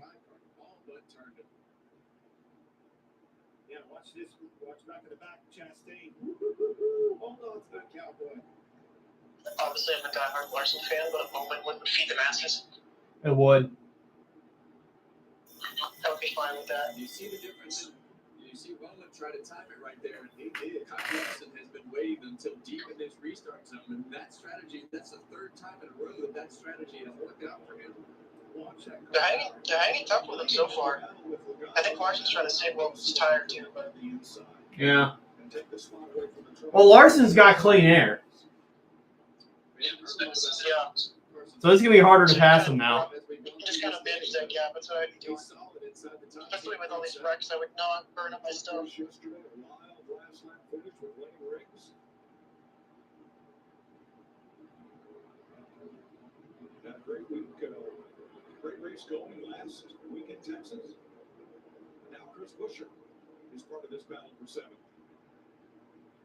And Bowman is cooking. Even though we think that the air pressure. Yeah, he is. He's about to pass Christopher Bell soon. Well, he's running a faster lap than him. Started to work his way back towards the front of the field. Yeah, all the RFK cars have had speed today. Keselowski is on 2nd and Priest currently 5th. Jamie. Yeah, Alex Bowman, the best he's run all day. 3rd right now. It's a battle on the dirt trackers up front. And Python's coming in. Blake Harris, his crew chief, told me this morning, intermediate tracks is their strength, and they really felt like they had something they could compete with, especially against their teammate Kyle Larson. They've been a little bit tight in the center, nothing abnormal. They've been adjusting every stop, and this 48 car is on it right now, Regan. Well, Jamie, just to update Chris Busher, who we mentioned had the bad pit stop earlier, has been working on the car throughout the day. A pit stop ago, they actually sat out pit road for an extended stop. They opted to make a right rear shock adjustment, figuring that they could get. Okay, so your top 10 as they run, we got Larson, Bell, Bowman, Briscoe, Ryan Priest, Ryan Blaney, Hocevar, Busher, Logano, and Tyler Reddick in the top 10. He's the 3rd Ford in the race with Priest 5th and Blaney 6th.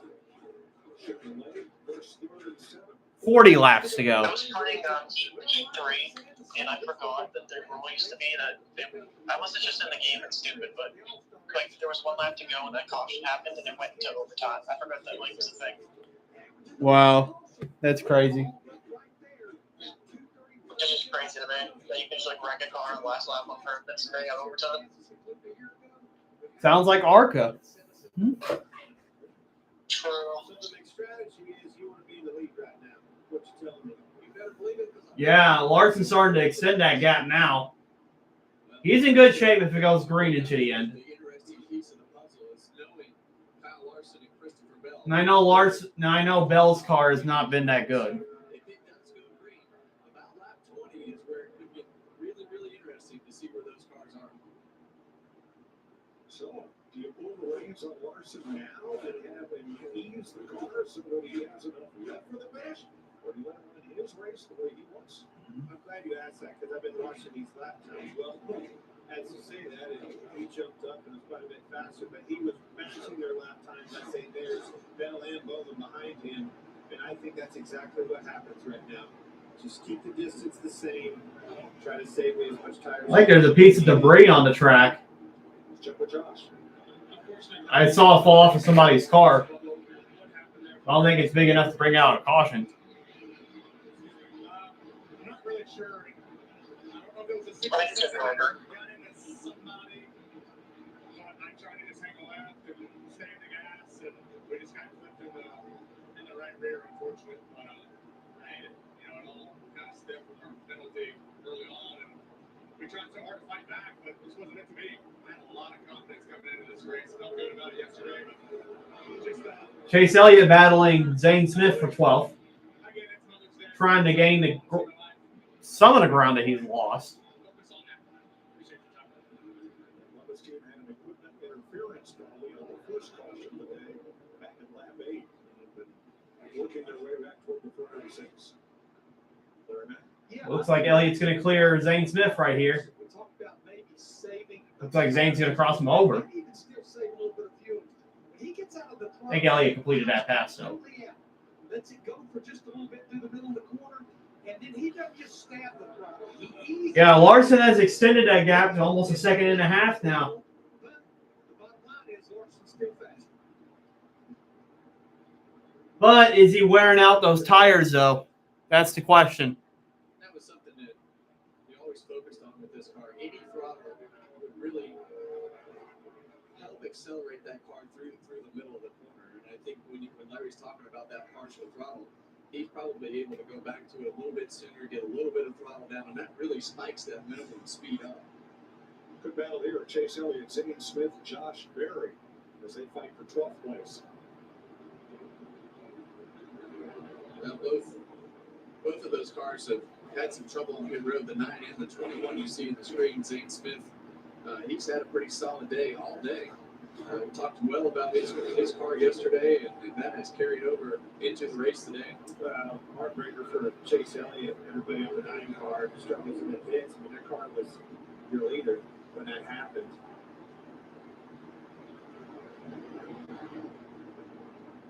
Ooh, they all converge at the exit of the corner. That's it. Near, not clear. That was close.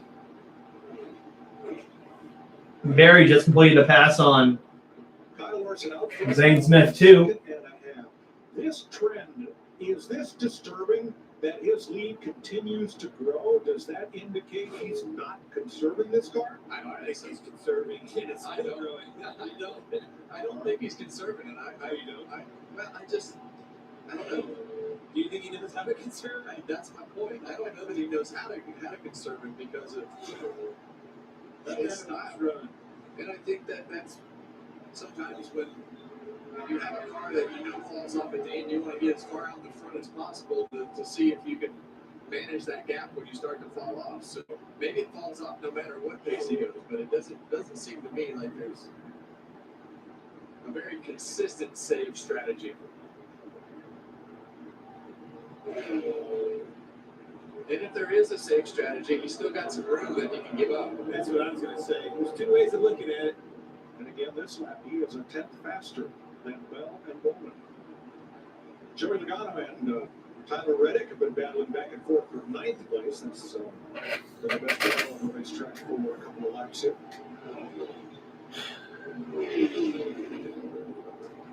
Are they going to have anything for Larson? Larson going to burn up his stuff. Cliff Daniels and get his take. Everything you're doing looks great. You've been a bit of a half faster than them for about the last 6 race laps. Just 800 tire.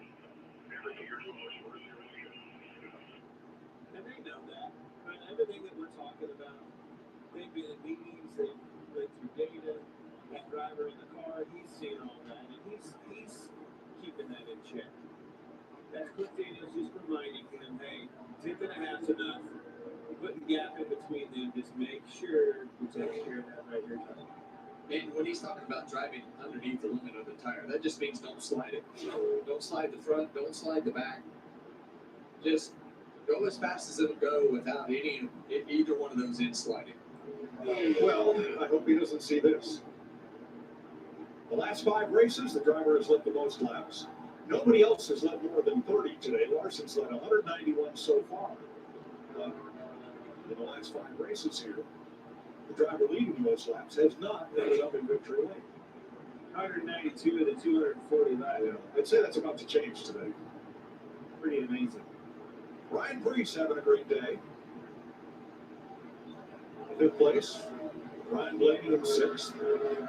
He's closed right up. All right. 4.5 seconds behind Kyle Larson. Stays green. It's Larson's race. I don't think Bell has a good car to catch him. Right back into the playoff picture, where he would have been already had it not been for that disqualification.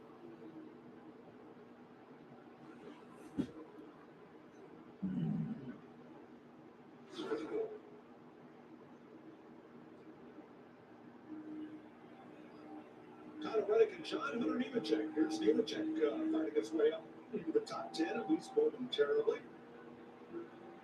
And Nemechek's been coming hard over the last 10 or 12 laps or so, leaving nothing on the table. Nemechek's doing a great job, but I am really surprised at how that 45 car is running. I know he's running 10th. It's not like it's a horrible day, but it is with the expectations that come with Kansas Speedway in 2311. I mean, these guys are usually lights out here. Bubba had trouble on pit road, but this 45 has definitely not had the speed that we expected for sure.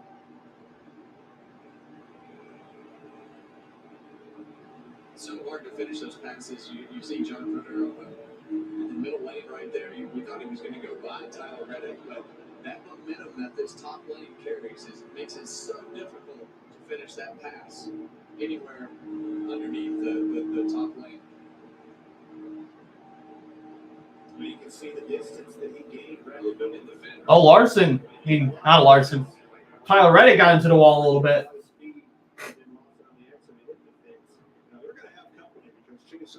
He's just not had that good of a car today. Well, those are two of the best cars in the field. We talked earlier about Chase Elliott leading this race earlier on. I kind of want to caution. Plenty of capability in that car. It's just that one thing or another not work out his way in a penalty on pit road. So two of the fastest cars in the field battling for 12th and 13th.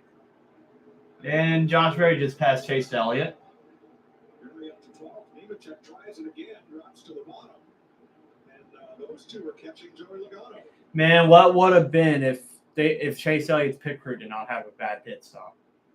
And I think the longer that this goes, and we see Logano right there in the mix, in front of these guys starting to fade a little bit as this run goes on. Reddick, big run on the high side there. And he cuts the gap to Logano by about a quarter. It'll be a slow car on the bottom. That's what Josh Berry wants to run.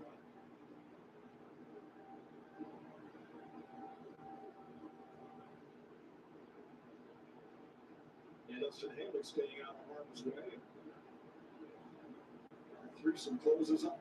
As you start to look at the lap times, the last time by, 2.5 tenths there, Larson over Bell. Burt Jones back in the race.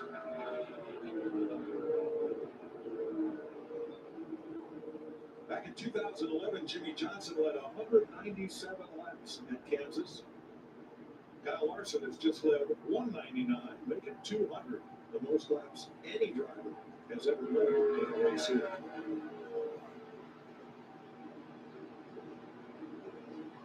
Well, we've seen that happen with Kyle Larson in so many places that we've really, whether it's a short track, the super speed race has probably been his weakness, but I think when you go to these mile and a halves and any other racetrack that we go to, at some point we've had the same conversation about Kyle Larson. 20 laps to go in Kansas, so in case you missed it, AJ Allmendinger blew up early. William Byron blew a tire all at stage number 1. Now, we didn't get a caution for Byron. We continued on, and Larson won the stage, not only stage 1, but stage 2. Lap 194, Brad Keselowski running second, closing on the leader, lost a tire. Denny Hamlin had earlier lost his clutch, and here winds up the transmission and is out of the race. Kyle Busch in a 4-wide group of cars, bang, bang, bang, and Busch goes for a wild slide. Does a great job of missing the inside wall. But he is down 23rd. All right. They're about to have 18 laps to go.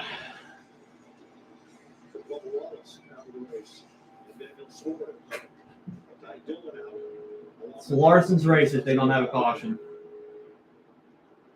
21 cars on the lead lap right now, Larry, with 18 to go.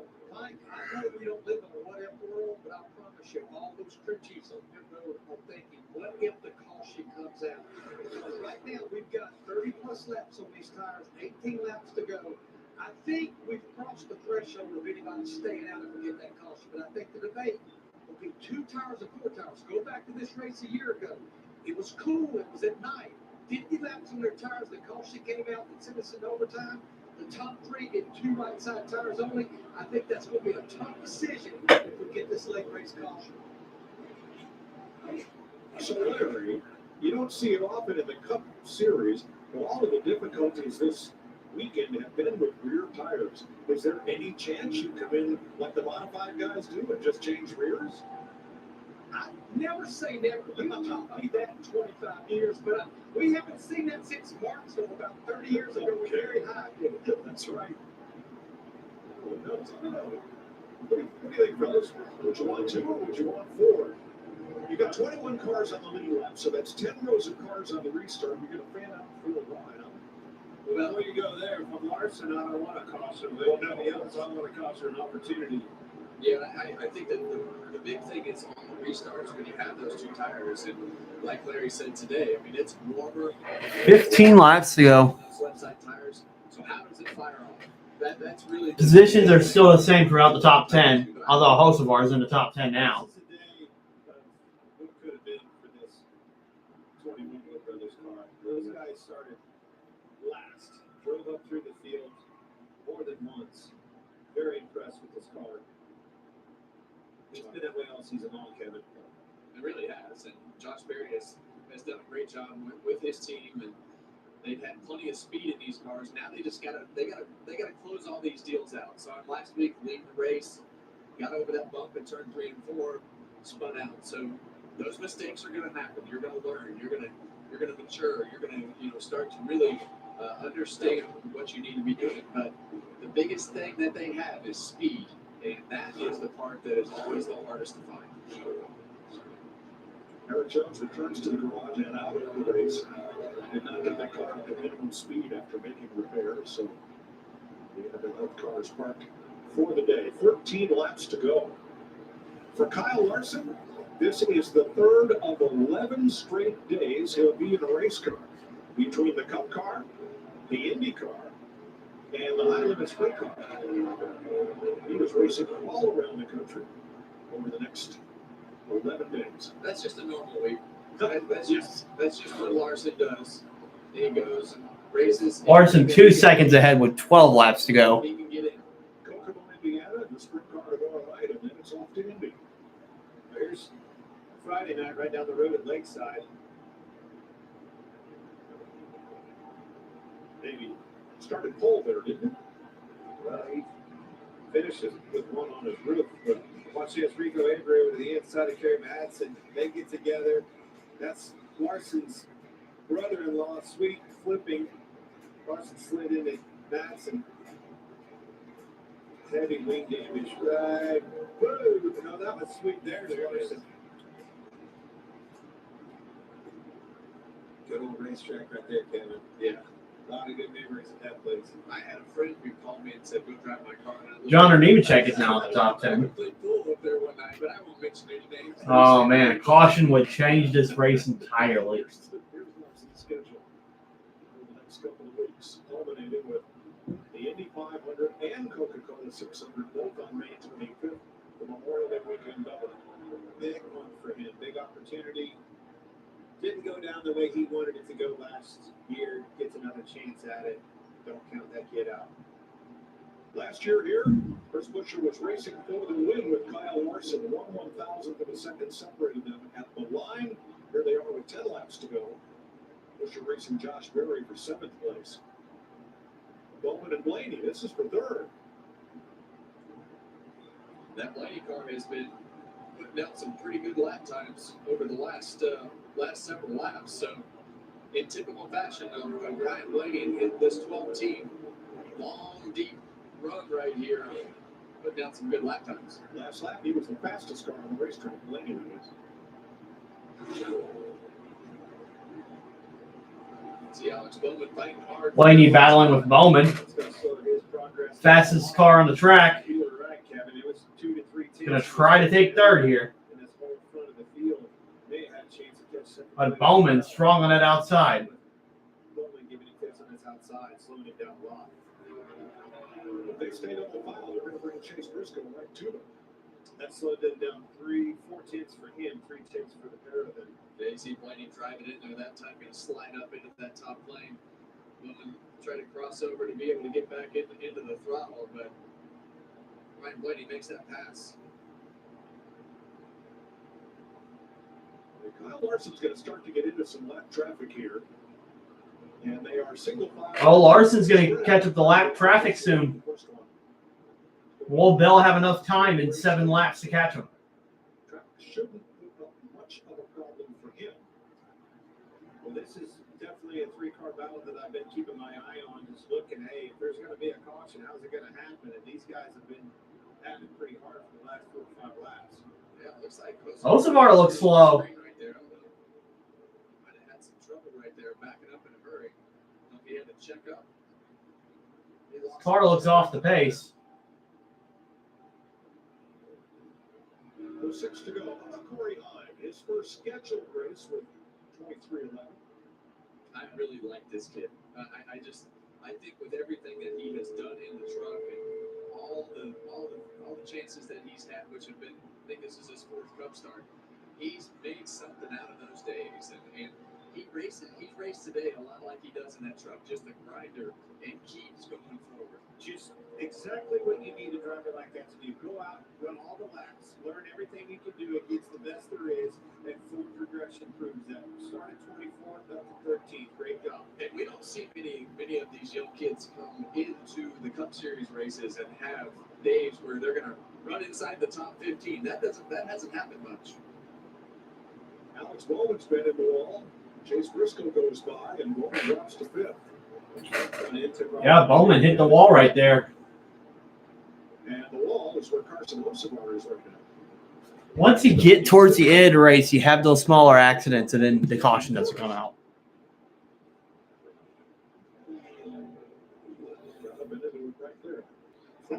Come on, we need a caution. Osavar's still slow. It ain't over. Keep an eye on this car. It's definitely coming apart. Yeah, the last thing they want to see is that tire come apart and have to throw a debris caution. We're telling him to get down off the racetrack. That's a Chevrolet. Oh, it hitter support. He's in the Oh. wall, guys. He's going to get it down. No caution so far. Larson comes across the line with 3 to go up to the pits, and Osavar makes it to the pits. No apparent. Yeah, he made it to the pits. No caution's going to come out for now. There's a bullet there if you're the 5 team. 3 to go.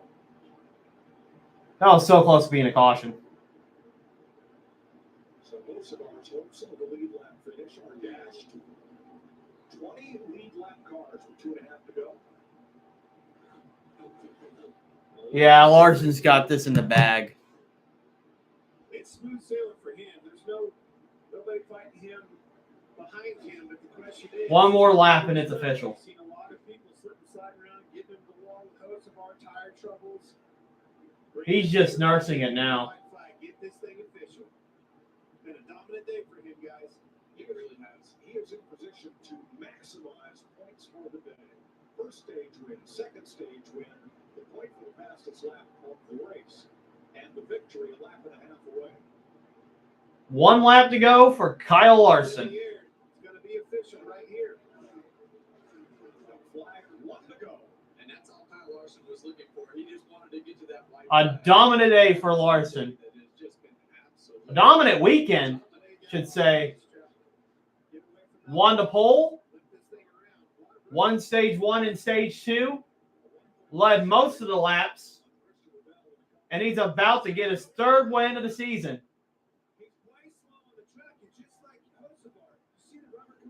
Oh, he's kind of slow.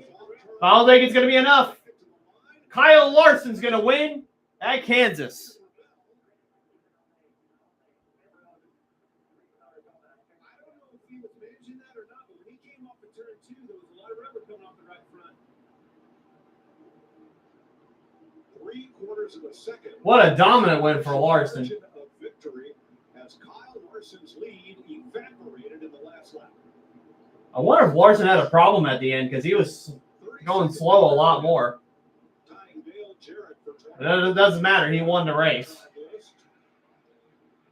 Chase Elliott's going to get 15. Should have been first if his pit crew didn't suck. The last 2 races ago at Bristol, it's his 3rd victory of the season. John or Nemechek got a top 10. Got so close. Josh Berry, want to come back for him. Got a top 10. 3 victories ties Jeff Gordon, Kevin Harvick, Jimmy Johnson, and Joey Logano for 2nd all-time at Kansas to Denny Hamlin. That's 4. What a win by Larson.